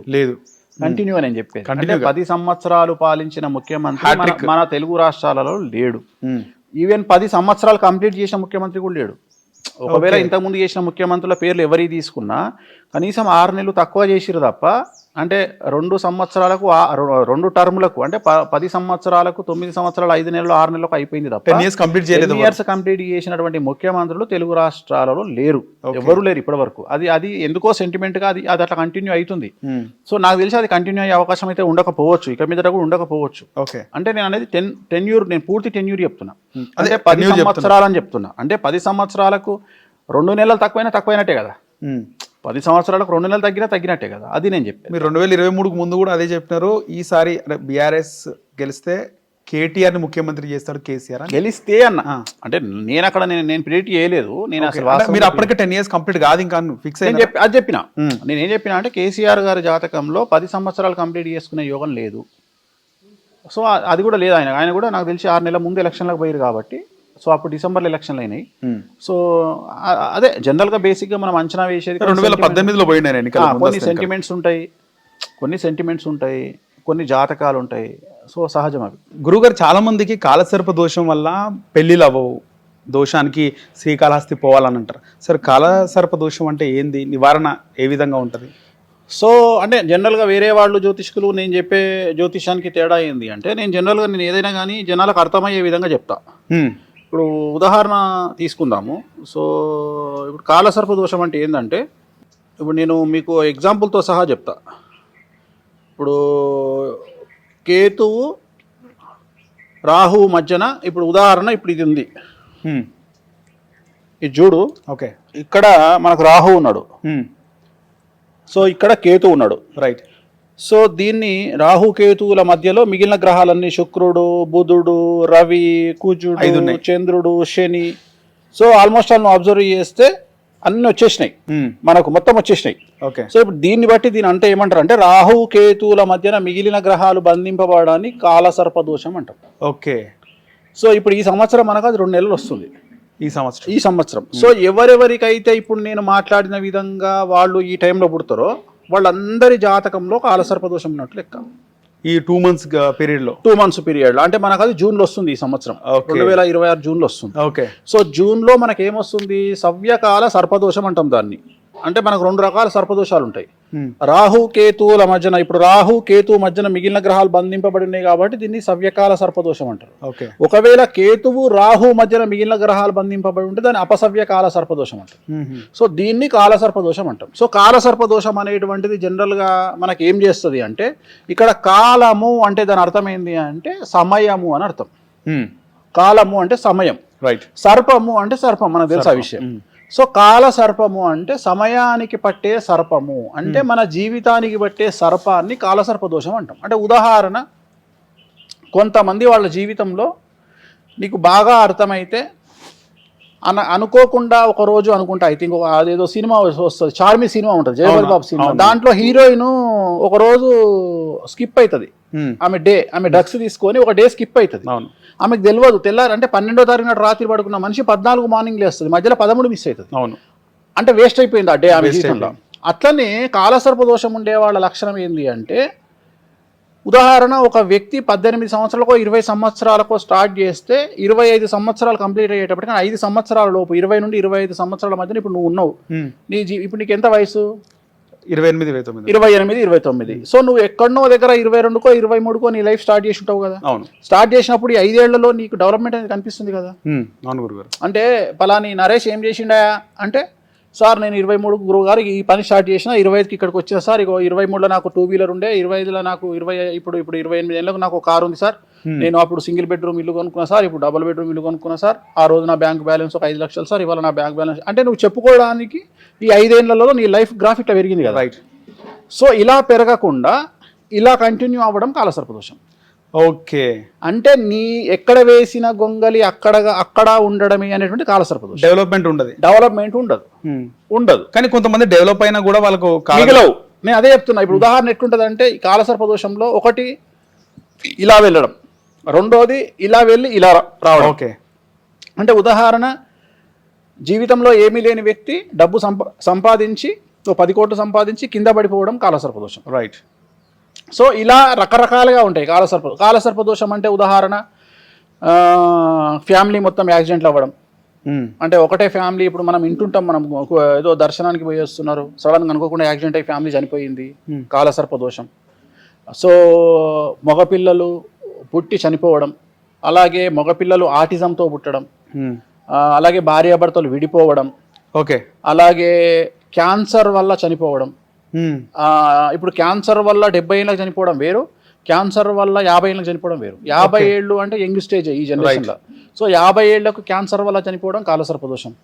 సో ఇలా కాలసర్ప దోషాన్ని మీకు మీరే గమనించుకోవాలి. అంటే ఒక వ్యక్తి తన జాతకాన్ని తానే విశ్లేషించుకోవాలి. అంటే ఇవాళ రేపు ఆన్లైన్ యాప్లు చాలా వచ్చినాయి జ్యోతిషానికి సంబంధించి. మీ డేట్ ఆఫ్ బర్త్, మీ టైం కొట్టి ఓపెన్ చేసుకుంటే రాహు ఇక్కడుండి, కేతు ఇక్కడుండి, మిగిలిన గ్రహాలన్నీ ఈ లోపల దాన్ని ఏమంటారు, రెయిన్బో లాగా ఉంటే దాన్ని కాలసర్ప దోషం అంటారు. ఖచ్చితంగా ఎవరైనా తెలుసుకోవచ్చు అంటారు. తెలుసుకోవచ్చు. సో రాహుకేతువుల మధ్యన గ్రహాలు బంధింపబడి ఉండడాన్ని, మొత్తం గ్రహాలు నవగ్రహాలు 9, 9లో రాహుకేతువు తీసేస్తే మిగిలిన 7. ఈ 7 గ్రహాల మధ్యలో ఉండడాన్ని దీన్ని కాలసర్ప దోషం. ఇంకంతే, దాంట్లో అనుమానం లేదు. దీన్ని 100% కాలసర్ప దోషం అంటాం. ఒక్కసారి చంద్రుడు బయట ఉన్నా, ఒకసారి గురువు బయట ఉన్నా దాన్ని కాలసర్ప సహిత రాజయోగం అంటాం. అంటే రాజయోగం కూడా ఉంటది, దానికి ఉంటది. కాలసర్ప దోషంతో పాటు రాజయోగం ఉంది. ఇప్పుడు ఉదాహరణ మన సినిమా ఇండస్ట్రీకి సంబంధించి ఒక పెద్ద హీరోకు ఉంది, ఆయనకు కాలసర్ప దోషం ఉంది, ఆయనకు రాజయోగం ఉంది. సో వాళ్ళకి ఏంటంటే రాజయోగం ఉన్నప్పుడు టాప్లోకి వెళ్తారు, కాలసర్ప దోషం ఉన్నప్పుడు పడిపోతారు. ఓకే. సో అది ఫేస్ చేయొద్దు అంటే ఆ కాలసర్ప దోషానికి సంబంధించిన రెమెడీని చేసుకుంటే అలాగే వాళ్ళ హైట్స్ కంటిన్యూ అవుతాయి. సో మళ్ళీ పడిపోరు కింద. సో దీన్ని కాలసర్ప దోషం అంటాం. జనరల్గా ఈ కాలసర్ప దోష నివారణకు మనకు ఉన్నటువంటి ప్రత్యేకమైనటువంటి పూజలు ఏమిటి అంటే, ఒకటి శ్రీకాళహస్తిలో రాహుకేతు పూజ. అంటే కాలసర్ప దోషం అంటేనే దాని అర్థము రాహుకేతువులు అని అర్థం. రైట్. రాహుకేతు కలిస్తే కాలసర్ప దోషం. సో అందుకని ఈ కాలసర్ప దోష నివారణ లో లెవెల్లో చేసుకోవాలి అంటే శ్రీకాళహస్తిలో 300 రూపాయలకు రాహుకేతు పూజ ఉంది. ఓకే. లేదు ఇంకొద్దిగా పెద్ద లెవెల్ పూజకు పోవాలంటే త్రయంబకేశ్వరంలో నారాయణ నాగబలి అనే ఒక పూజ ఉంది. ఓకే. సో ఇంకా పెద్దది పోవాలి అంటే తారాపీఠ్ అని, దుర్గాపూర్ తారాపీఠ్ కలకత్తాలో పూజ ఉంది, తారాదేవి పూజ ఉంది. అంటే గురు గ్రహానికి మనము ఏదన్నా బూస్టింగ్ చేయాలి అంటే తారాదేవిని పూజించాలి. సో తారాదేవిని పూజించడం వల్ల గురుబలం మనకు వస్తుంది. అట్లనే కాలసర్ప దోషం ఉన్న తారాదేవిని కానీ, చిన్నమస్తాను కానీ, బగలాముఖిని కానీ పూజించడం వల్ల, అంటే వాళ్ళ లెవెల్ను బట్టి, వాళ్ళ స్థాయిలను బట్టి పూజించడం వల్ల కాలసర్ప దోషం అనేది నివారణ జరుగుతుంది. రైట్. అలాగే కాలత్ర దోషం. ఇప్పుడు మనం ప్రత్యేకించి ఈ జనరేషన్లో తీసుకుంటే మనకు కళత్ర దోషము అనేది ఒకటి తెలుస్తుంది. కళత్రము అంటే మీ భాషలో, మా భాషలో కళత్రము. ఓకే. సామాన్యమైన జనాల భాషలో డివోర్స్. ఓకే. సో విడాకులకు మారు పేరు కళత్రము అంటే విడిపోవుట. ఓకే. కళత్రం అంటే విడిపోవడం. సో విడిపోవడంని మనం ఇంగ్లీష్లో డివోర్స్ అంటాం. ఓకే. సో ఎవరైతే భార్యాభర్తలు విడిపోతారో, ఎవరి జాతకంలోనైతే కళత్రము అంటే 7వ స్థానము, అంటే మన జాతకములో 7వ స్థానములో గనక శని, రాహు, కేతు, కుజుడు ఉన్నట్లయితే వాళ్లకు విడాకులైతాయి భార్యాభర్తలకు అని శాస్త్రం చెప్తుంది. ఓకే. ఒకవేళ అమ్మాయి జాతకాన్ని తీసుకున్నట్లయితే ఆ 7వ స్థానములో కుజ రాహువులు కలిచున్నా, కుజ కేతువులు కలిచున్నా వైధవ్య ప్రాప్తి అనేది కనిపిస్తుంది. అంటే ఉదాహరణ భర్త చనిపోతాడు అని శాస్త్రం చెప్తుంది. ఓకే. సో ఒక అమ్మాయి జాతకాన్ని విశ్లేషించి ఆ అమ్మాయి జాతకంలో 7వ ఇంట్లో అంటే కలత్ర స్థానములో రాహువు కానీ, కుజుడు కానీ, కేతువు కానీ, శని కానీ కుజుడితో కలిసి ఉంటే వాళ్లకు విడాకులు 100కి 100% ఉంటాయి. కొన్ని సందర్భాలలో భర్త చనిపోతాడు అని శాస్త్రం చెప్తుంది. సో దీన్ని ఆడవాళ్ల విషయానికి వస్తే కుజదోషంగా, మగవాళ్ల విషయానికి వస్తే శుక్రదోషంగా భావించాల్సి ఉంటుంది. అందుకని దీనికి ఆ పేర్లు పెట్టకుండా కళత్ర దోషము అన్నారు. అంటే జాతకంలో కుండలీలో ఒక్కొక్క ఇల్లు మొత్తం 12 గడులు ఉంటాయి. 12 గడులలో ఒక్కొక్క గడి ఒక్కొక్క ప్రామాణికంగా తీసుకుంటాం మనం. ఉదాహరణ లగ్నము అంటే తనుభావము, ద్వితీయం అంటే చదువు కానీ డబ్బు భావము, తృతీయం అంటే సోదర భావము, చతుర్థం అంటే తల్లి భావము, పంచమం అంటే సంతాన భావము, షష్టం అంటే రోగము లేదా శత్రుభావము, 7 అంటే కళత్ర భావము, 8 అంటే ఆయుభావము. అంటే ఎన్ని రోజులు బతుకుంటాడు ఈ మనిషి అనేది కూడా మనం అంచనా వేయచ్చు. 8వ ఇల్లును చూస్తే 9వ ఇల్లు తండ్రికి, 10వ ఇల్లు ఉద్యోగము, 11 లాభము, 12 వ్యయము. ఇట్లా ఒక్కొక్క ఇంటిని ఒక్కొక్క దానికి మనం ప్రామాణికంగా తీసుకుంటాం. అట్లనే కళత్రము అంటే భార్యాభర్తల సంబంధించి డివోర్స్ అవుతాయా, చనిపోతారా, వీళ్ళు విడిపోతారా, లేకుంటే త్వరగా ఎవరు చనిపోతారు, భార్యాభర్తలలో సుమంగళిగా పోతారా, ఎట్లా పోతారు అనేది అనలైజ్ చేసేదాన్ని కళత్ర భావము అంటారు. ఓకే. సో కళత్ర భావాన్ని బేస్ చేసుకొని జాతకాన్ని విశ్లేషించి వాళ్లకు రెమెడీస్ ఏం చేయాలి, అబ్బాయికి అయితే ఏం చేయాలి, అమ్మాయికి అయితే ఏం చేయాలి, వీళ్ళు విడాకులు తీసుకుంటారా, లేకపోతే కొన్ని సందర్భాలలో చాలా విచిత్రంగా ఏం జరుగుతుంది అంటే అమ్మాయిలు సంపాదిస్తుంటే అబ్బాయిలు బ్రతుకుతుంటారు. మనం చూస్తుంటాం కొంతమందికి ఏమంటదంటే, స్వామి గారు మా ఆయనకు ఉద్యోగం లేదండి, నేనే కష్టపడాల్సి వస్తుందండి, గురువు గారు నేనే సంపాదిస్తాం, ఆయన అంటే కావాలని ఒక వ్యక్తి తన జీవిత నాశనం చేయడు. సో వీళ్ళిద్దరు జాతకాలు కలవకపోవడం వల్ల, కలత్ర స్థానం బాగలేకపోవడం వల్ల పాపం అబ్బాయి అనేవాడు, భర్త అనేవాడు డబ్బు సంపాదించలేకపోతాడు, కానీ భార్య సంపాదిస్తుంటుంది. అంటే ఇక్కడ అర్థం ఏంటంటే సమాజము ఆ భార్య ఎంత ప్రేమగా భర్తను చూసుకున్నా, భార్యాభర్తలు ఎంత ప్రేమగా ఉన్నా సమాజం ఏమంటది, అరే వాడు పెళ్ళాం పైసల మీద తింటుండు. సో ఈ బాధ పడడమే కాలసర్పదోషం యొక్క లక్షణం. ఓకే. సో ఇట్లా చాలా రకాల వ్యవహారాలు ఉంటాయి. వీటికి సంబంధించి ఇప్పుడు నేను చెప్పిన కళత్ర దోషం. సో దీనికి సంబంధించి కొన్నిసార్లు మనము ఏం పూజ చేసుకోవాలి అంటే, కుజదోష నివారణ చేసుకోవాలన్నా, శుక్రదోష నివారణ చేసుకోవాలన్నా అంటే కళత్రములో ఎవరున్నారు, శని ఉన్నాడా, రాహు ఉన్నాడా, కేతు ఉన్నాడా, చంద్రుడు ఉన్నాడా. కొన్నిసార్లు ఏమవుతుంది అంటే భార్య యొక్క తల్లి వల్ల సఫర్ అవుతారు. ఓకే. అంటే ఉదాహరణ, ఇప్పుడు ఒక అబ్బాయి ఒక అమ్మాయిని పెళ్లి చేసుకుండు, అమ్మాయి వాళ్ళ తల్లి ఇన్వాల్వ్మెంట్ వల్ల అబ్బాయి సఫర్ అవుతాడు, అత్తగారు వల్ల సఫర్ అవుతాడు, ఏం చేయలేక. కొన్నిసార్లు ఏమో అబ్బాయి తల్లి ఇన్వాల్వ్ అయ్యి కోడను సతాయిస్తుంది, అది కూడా మనం అంచనా వేయొచ్చు. సో దీన్ని కళత్ర భావం అంటే. ఓకే. చాలా మంది కుజదోషంతో బాధపడుతున్నాము, కుజదోషం ఉంది అందుకే పెళ్ళి అవ్వట్లేదు, పెళ్ళైనా విడిపోతున్నారా అని అంటారు సార్. అసలు కుజదోషం అంటే ఏంది గురుగారు? ఇది ఈ జనరేషన్లో సార్ చాలా కరెక్ట్ క్వశ్చన్. సో కుజదోషము అంటే దాని అర్థం ఏంటంటే ఆడవారికి ఉండే దోషాన్ని కుజదోషము అంటాం. ఓకే. ఇది మగవారికి ఉండదు. చాలా మంది ఏమంటారంటే కుజదోషం ఆడవారికి ఉంటే మగవాళ్ళని కూడా కుజదోషం ఉండే వాళ్ళని చూసుకోవాలి అంటారు. అది తప్పు కాదా? సో ఇక్కడ కుజదోషము ఆడవాళ్ళకే ఉంటుంది.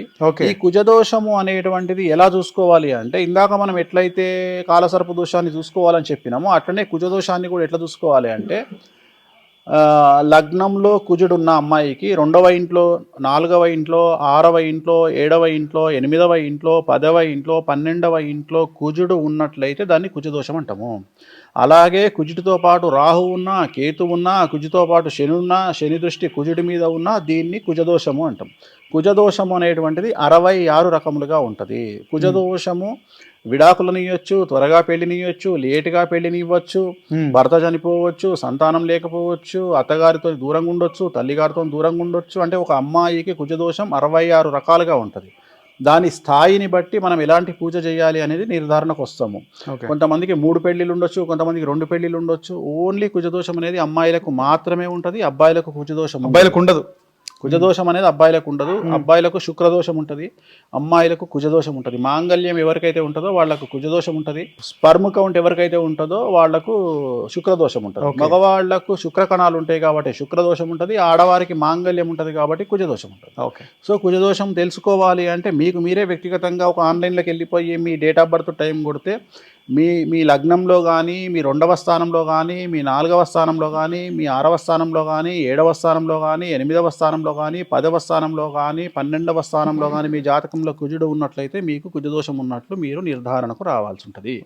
సో మీకున్నటువంటి దోషాన్ని బట్టి, దాని తీవ్రతను బట్టి, దాని స్థాయిని బట్టి మీ రెమెడీ మీరు చేసుకోవాల్సి ఉంటుంది. కొన్నిసార్లు శ్రీకాళహస్తి, కొన్నిసార్లు త్రయంబకేశ్వరు, సో కొన్నిసార్లు కామాఖ్య, ఇలా ఒక్కొక్క దేవతను, కొన్నిసార్లు తిరుపతిలో రంగమంటపంలో ఉండే శేషవాహనం చుట్టూ తిరిగినా ఆ దోషం పోతుంది. సో అలా మీ రెమెడీని మీరు చేసుకొని సమస్యల నుండి బయటపడవచ్చు. రైట్. అలాగే గురుగారు, నాగదోషం అంటే ఏ విధంగా ఉంటుంది, దాని నివారణ ఏ విధంగా ఉంటుంది? సో ఇప్పుడు నాగదోషం అంటే ఇప్పుడు మనం అనుకున్నాం కాలసర్పదోషం. సో కాలసర్పదోషంలో సింగిల్ వర్డ్ తీసుకుంటే నాగదోషం. ఇది ఆడవారికి మాత్రమే ఉంటుంది. సో నాగదోషం అంటే ఇది వంశపారంపర్యంగా ఒక వంశము నుండి ఆడవారికి మాత్రమే కలిగేటువంటి దోషాన్ని నాగదోషం అంటాం. సో నాగదోషం వల్ల ఆడవారికి వచ్చే సమస్యలు ఏమిటయా అంటే, భార్యాభర్తలు విడిపోవడం, రెగ్యులర్గా అబార్షన్లు అవ్వడం. మనం చూస్తుంటాం చాలామంది ఏం చెప్తారంటే, గురువుగారు మాకు గర్భం నిలవట్లేదు, 5 సార్లు మాకు గర్భం వచ్చింది కానీ అబార్షన్ అయ్యింది, లేదు అంటే పుట్టగానే మాకు బాబు చనిపోయిండు లేదా పాప చనిపోయింది. సో నాగదోషం అనేది వంశపారంపర్యంగా ఆడవారికి వచ్చే దోషాన్ని నాగదోషం అంటాము. ఈ నాగదోషం వల్ల చాలా వరకు ఆడవారికి సంబంధించిన సమస్యలే వస్తాయి. ఉదాహరణ, అత్త కోడళ్ళు కొట్టుకోవడము, తల్లి కూతుర్లు కొట్టుకోవడము, ఆడవాళ్ళ వల్ల సమస్యలు ఫేస్ చేయడము, ఆడపడుచుల వల్ల సమస్యలను ఫేస్ చేయడము, తోటి కోడళ్ళ వల్ల సమస్యలను ఫేస్ చేయడము. సో ఎవరైతే సేమ్ జెండర్ వల్ల సమస్యలు ఏర్పడతాయో వాళ్లకు నాగదోషం ఉన్నట్టు లెక్క. సో ఇది ఆడవారికి మాత్రమే ఉంటుంది. సో దీనికి సంబంధించి పూజ ఏమిటి అంటే త్రయంబకేశ్వరంలో రాహుకాల పూజ అని ఉంటుంది. ఆ పూజ నిర్వహించుకున్నట్లయితే సమస్యల నుండి బయటపడతారు. రైట్. అలాగే పితృదోషం గురించి చాలా మంది మాట్లాడుతుంటారు గురుగారు. అసలు పితృదోషం అంటే ఏంటి? ఇప్పుడు ఆడవారికి నాగదోషం అన్నాం, మగవారికి పితృదోషం. ఓకే. సో పితృదోషం అంటే ఏముంటుంది? మగవారికి ఏర్పడేటువంటి దోషాన్ని పితృదోషం. సో పితృదోషం ఎందువల్ల ఏర్పడుతుంది అంటే, ఎవరైనా ఒక వ్యక్తి, పితృ అంటే ఇంటికి యజమాని, అంటే ఇంటికి మగవాళ్లను యజమాని అంటాం మనం. ఓకే. యజమాని అంటే సంపాదించేవాడని కాదు ఇక్కడ అర్థం. యజమాని స్థానము అంటే ఆ వంశపారంపర్యంగా వచ్చే సమస్యలను బేస్ చేసుకుని జీవితాన్ని గడిపేవాడిని యజమాని అంటాం. ఉదాహరణ, ఒక ఇంటి పెద్ద మనిషి ఉన్నాడు. ఓకే. వాళ్ళ ఇంట్లో వాళ్ళ బంధువులు ఎవరన్నా, వాళ్ళ తండ్రి తరపు, తల్లి తరపు, అత్త తరపు, మామ తరపు ఎవరైనా సూసైడ్ చేసుకుని చనిపోయినా, వాళ్ళ వంశంలో పిల్లి చనిపోయినా, ఇంట్లో పిల్లి చనిపోయినా, వాళ్ళ ఇంట్లో కాకి చనిపోయినా, వాళ్ళ ఇంట్లో పాము చనిపోయినా, ఇలా జరిగినప్పుడు ఆ వంశానికి పట్టేటువంటి దోషాన్ని పితృదోషం అంటాం. ఓకే. సో ఈ పితృదోషం పట్టడం వల్ల ఏం జరుగుతుంది అంటే, ఫైనాన్షియల్ అభివృద్ధి ఉండదు, ఆర్థికంగా చాలా కష్టమైనటువంటి పరిస్థితి. ఎంత కష్టపడ్డా, మనం చాలామంది చెప్తుంటారు, నేను మస్తు కష్టపడ్డ గురువు గారు, నాకు ఎందుకో కలిసి వస్తలేదు, నా ఎంబడి స్టార్ట్ అయిన వాళ్ళు పోరగాళ్ళు అందరూ సంపాదించారు మస్తు పైసలు, నేను మాత్రం ఆడే ఉన్నా అంటాడు. అలా మీ జీవితంలో ఎప్పుడైతే మీరు అనుభవిస్తారో, మీరు ఫేస్ చేస్తారో, మీకు పితృదోషం ఉన్నట్టు లెక్క. ఓకే. పితృదోషం ఉంటే మగపిల్లలు పుట్టరు, పితృదోషం ఉంటే డబ్బు మిగలదు, ఓకే. పితృదోషం ఉంటే 100 రూపాయలు రావాల్సిన దగ్గర 10 రూపాయలే వస్తాయి, పితృదోషం ఉంటే వచ్చిన 10 రూపాయలు కూడా ఖర్చు అవుతాయి, పితృదోషం ఉంటే మనం 10 లక్షలు జమ చేసుకొని కూర్చున్నాక అనుకోకుండా ఈ 10 లక్షల రూపాయలు ఏదో రోగం కోసమో దేనికోసమో ఖర్చు అయిపోతాయి. అంటే డబ్బు మిగలకపోవడాన్ని, అభివృద్ధి లేకపోవడాన్ని, మగ సంతానం అభివృద్ధిలోకి లేకపోవడాన్ని, మగ సంతానం ఆటిజంతో పుట్టడాన్ని, మగ సంతానం హార్ట్ ప్రాబ్లంతో పుట్టడాన్ని, తర్వాత 18 సంవత్సరాల లోపు పిల్లలు, మగపిల్లలు చనిపోవడాన్ని, యాక్సిడెంట్లో మగవారు చనిపోవడాన్ని, దీని అంతటిని కూడా పితృదోషం అంటాం. పితృదోషం రావడానికి ప్రధానమైనటువంటి కారణము, మనకు తెలియకుండా మన ఇంట్లో కాకి చనిపోవడము, పిల్లి చనిపోవడము, పాము చనిపోవడము, ఇంట్లోకి గబ్బిలాలు రావడము. ఓకే. సో ఇవన్నీ కూడా పితృదోషం యొక్క లక్షణములు. సో వీటి నివారణ అంటే స్థాయిని బట్టి త్రయంబకేశ్వరంలో నారాయణ నాగబలి పూజ చేయించుకోవడం, లేదంటే కామాఖ్యలో వేరే పూజలు చేయించుకోవడము, ఇలాంటి పూజలు చేయించుకోవడం ద్వారా పితృదోషం నుండి బయటపడతారు. పితృదోషంకు ఉన్నటువంటి మరో పెద్ద సమస్య ఏమిటంటే, కొన్ని 100 కోట్ల రూపాయలు సంపాదించి సడన్గా జీవితంలో సకలం కోల్పోవడం కూడా పితృదోషం యొక్క లక్షణము. అంటే మనం చూస్తుంటాము, అరే మస్తు పైసలు సంపాదించిండ్రా, కానీ సడన్గా అనుకోకుండా రోడ్డు మీదకి వచ్చిర్రు అంటున్నాం. కొన్నిసార్లు ఏమంటారు తెలుసా, కొంతమంది పెళ్లి చేసుకున్న తర్వాత ఏమైందో ఏమో అని పెళ్లి కాగానే వాడు రోడ్డు మీదకి వచ్చిండ్రు అంటారు. సో ఇక్కడ ఏం జరుగుతుందంటే, డెవలప్మెంట్ ద్వారా సమస్యలు వస్తాయి. అంటే పెళ్లి చేసుకోగానేనో, మగపిల్లగాడు పుట్టంగానేనో, మనం ఏదో ఒక కారు కొనంగానేనో, కొన్ని కార్లు ఉంటాయి, పనికిరాని కార్లు ఉంటాయి, అంటే మన జాతకానికి కలిసి రావు, ఆ కార్లు కొనంగానేనో, లేకుంటే నలుపు రంగు కార్లు కొనంగానేనో ఈ ప్రభావం తీవ్రమయ్యి వాళ్ళు రోడ్డు మీదకి వచ్చే అవకాశం ఉంటుంది. సో అది పితృదోషం, దానికి రెమెడీ చేసుకుంటే ప్రాబ్లమ్స్. ఓకే. సో అలాగే శుక్రదోషం అంటే ఏది గురుగారు? సో ఈ మధ్య కాలంలో చాలా మంది ఫేస్ చేస్తున్నటువంటి ముఖ్యమైనటువంటి సమస్య శుక్రదోషం. సో శుక్రదోషం అనేటువంటిది ఆడవారికి ఉంటుంది, మగవారికి ఉంటుంది, ఎక్కువగా సెలబ్రిటీలకు ఉంటుంది. ఈ శుక్రదోషం సెలబ్రిటీలు ఎవరికైతే పేరు ప్రఖ్యాతులు ఉంటాయో, ఎవరి దగ్గరనైతే డబ్బులు ఉంటాయో వాళ్లకు శుక్రదోషం అనేది చాలా తీవ్రంగా ఉంటుంది. సో శుక్రదోషం అనేటువంటి దేనికి సంబంధించింది అంటే, వంశానికి చెడ్డ పేరు తేవడంలో శుక్రదోషం చాలా తీవ్రమైనటువంటి పేరును తీసుకుంటుంది. అంటే ఉదాహరణ, వంశానికి చెడ్డ పేరు ఎప్పుడు వస్తుంది అంటే, ఆ వ్యక్తి జైలుకు పోయినప్పుడు వస్తుంది. అంటే జైలుకు పోవడానికి ముఖ్యమైనటువంటి గ్రహము శుక్రదోషం. శుక్రుడు గనక వ్యయంలో ఉన్నా, 6లో ఉన్నా, 7లో ఉన్నా, 12లో ఉన్నా, శుక్రుడు కేతువు కలిసి ఉన్నా, శుక్రుడు శని కలిసి ఉన్నా వాళ్లకు జైలుకు పోయే యోగం ఉంటుంది. తప్పు చేసినా చెయ్యకపోయినా శత్రువుల యొక్క దాడి వల్లనైనా జైలుకు పోతారు వాళ్ళు. సో అదొక పద్ధతి. రెండవది, బాగా డబ్బులు సంపాదించి జీవితంలో చాలా 100 కోట్లు సంపాదించి రోడ్డు మీదకి రావడం కూడా శుక్రుడు కారణం, దానికి కూడా శుక్రదోషం కారణం. అలాగే ప్రోస్టేట్ క్యాన్సర్ అంటాం మనం జనరల్గా, కిడ్నీ క్యాన్సర్ అంటాం. కిడ్నీ క్యాన్సర్ కానీ, ప్రోస్టేట్ క్యాన్సర్ కానీ, కిడ్నీ ఫెయిల్యూర్ కానీ ప్రధానమైనటువంటి కారణం శుక్రదోషం. శుక్రుడు కేతువు కలిసి ఉంటే ఖచ్చితంగా ఆ వ్యక్తి కాజ్ ఆఫ్ డెత్ అనేది ప్రోస్టేట్ క్యాన్సర్ వల్ల ఉంటుంది. మనం ఎవరి జాతకంలోనైతే కిడ్నీలు ఫెయిల్ అయినాయి అంటామో వాళ్ళ జాతకాన్ని తీస్తే శుక్రుడు ఖచ్చితంగా 12లో కానీ 6లో కానీ 7లో కానీ లేదా కేతుతో కలిసి కానీ రాహుతో కలిసి కానీ ఉంటాడు శుక్రుడు. అదే ఆడవాళ్లకు శుక్రదోషం ఉంటే, అంటే ఉదాహరణ ఆడవాళ్ల జాతకంలో శుక్రుడు నీచంలో ఉంటే భర్త సంపాదించడు అని శాస్త్రం చెప్తుంది.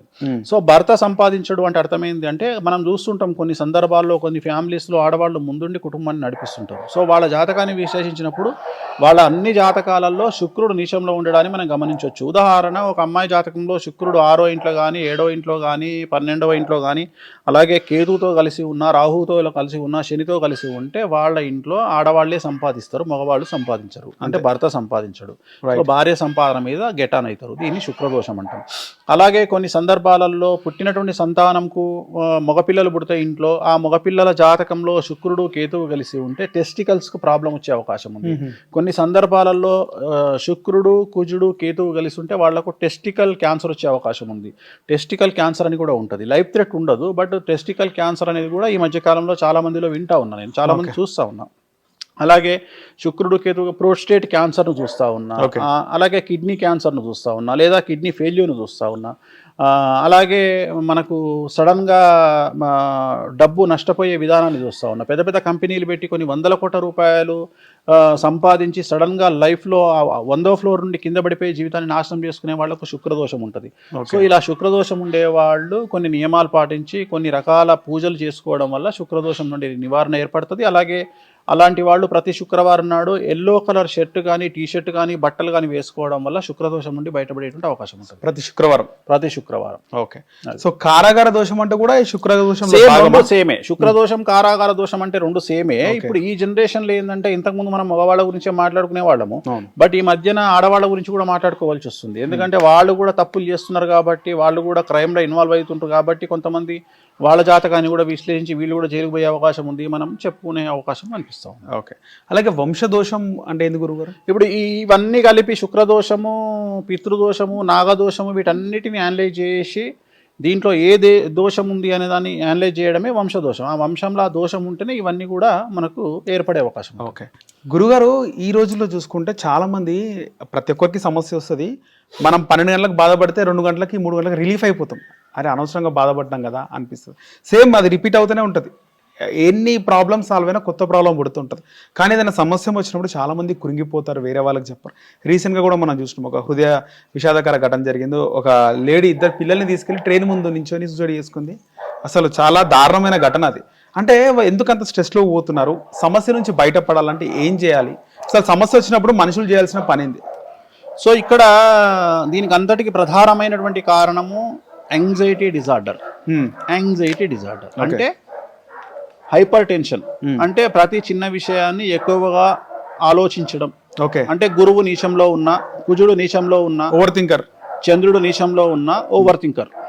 సో ఇది ఎంత పెద్ద అడ్మినిస్ట్రేటర్కైనా, ఎంత పెద్ద కమాండ్ చేయగలిగిన వాడికైనా మానసికంగా వీక్ ఉండడం ఈ యొక్క లక్షణం. ఓకే. సో కలియుగంలో మనకు స్ట్రెస్ రావడానికి ప్రధానమైనటువంటి కారణం కాంపిటీషన్ యుగంలో ఉన్నాం. సమాజంలో కాంపిటీషన్. మనము సమాజంలో డబ్బు బాగా సంపాదించాలి, ఇతరుల కన్నా మంచి కార్లు కొనుక్కోవాలి, ఇతరుల కంటే బాగుగా బ్రతకాలి, మన సంతానం బాగా చదువుకోవాలి, మన సంతానం మంచి ఉద్యోగాలు చేయాలి, అమెరికాకు పంపించాలి, సో మంచి బట్టలు వేసుకోవాలి. ఇవన్నీ కూడా ఇతరులతో పోల్చుకోవడం అనేటువంటిది ప్రస్తుత దేశకాలమాన పరిస్థితులలో మనం చూస్తూ ఉన్నాం.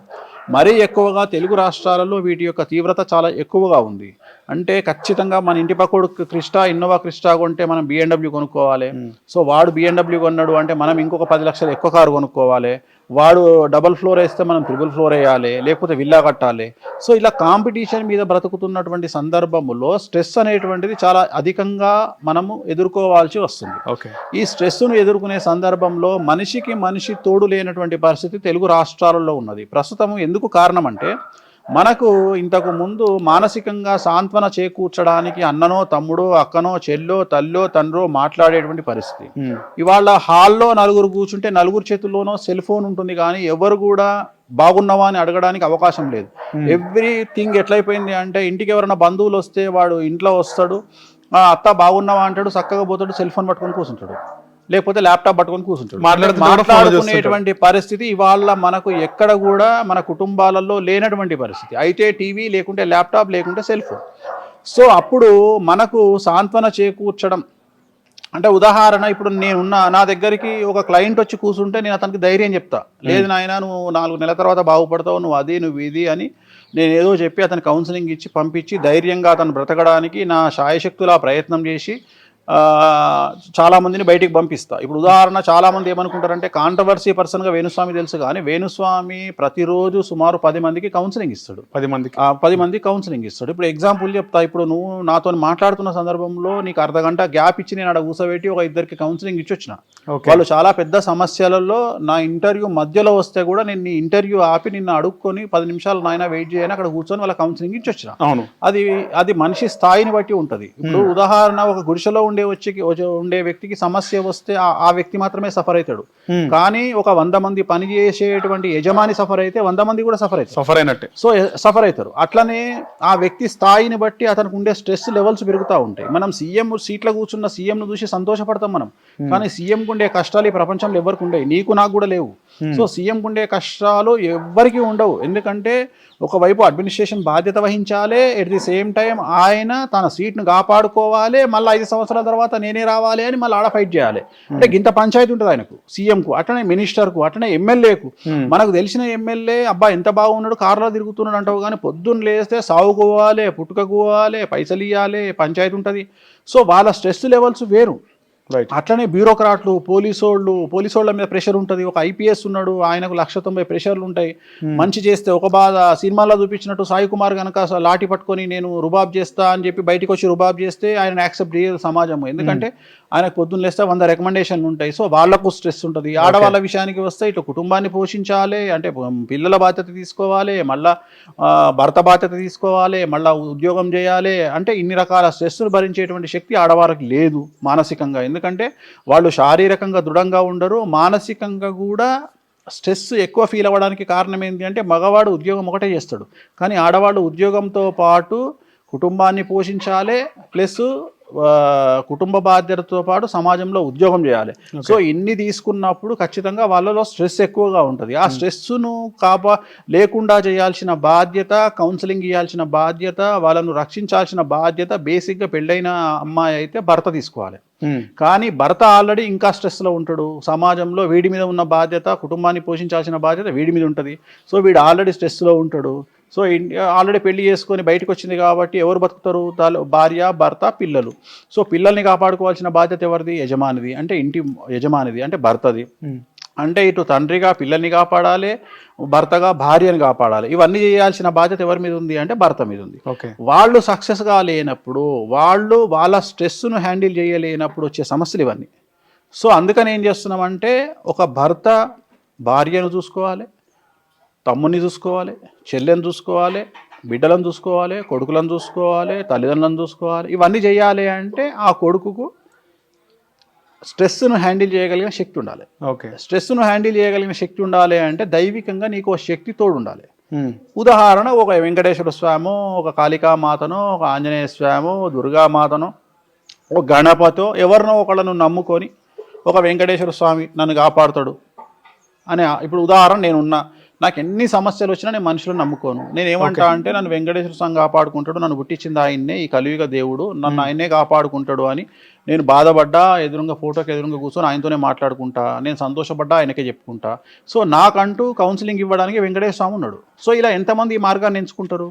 సో ఇలా మార్గాన్ని ఎంచుకోనప్పుడు, మేము ఒంటరి వాళ్ళము అని ఫీల్ అయినప్పుడు వాళ్ళు డిప్రెషన్లోనికి లోనయ్యే అవకాశం ఉంది, వాళ్ళు సూసైడ్ చేసుకునే అవకాశం ఉంది.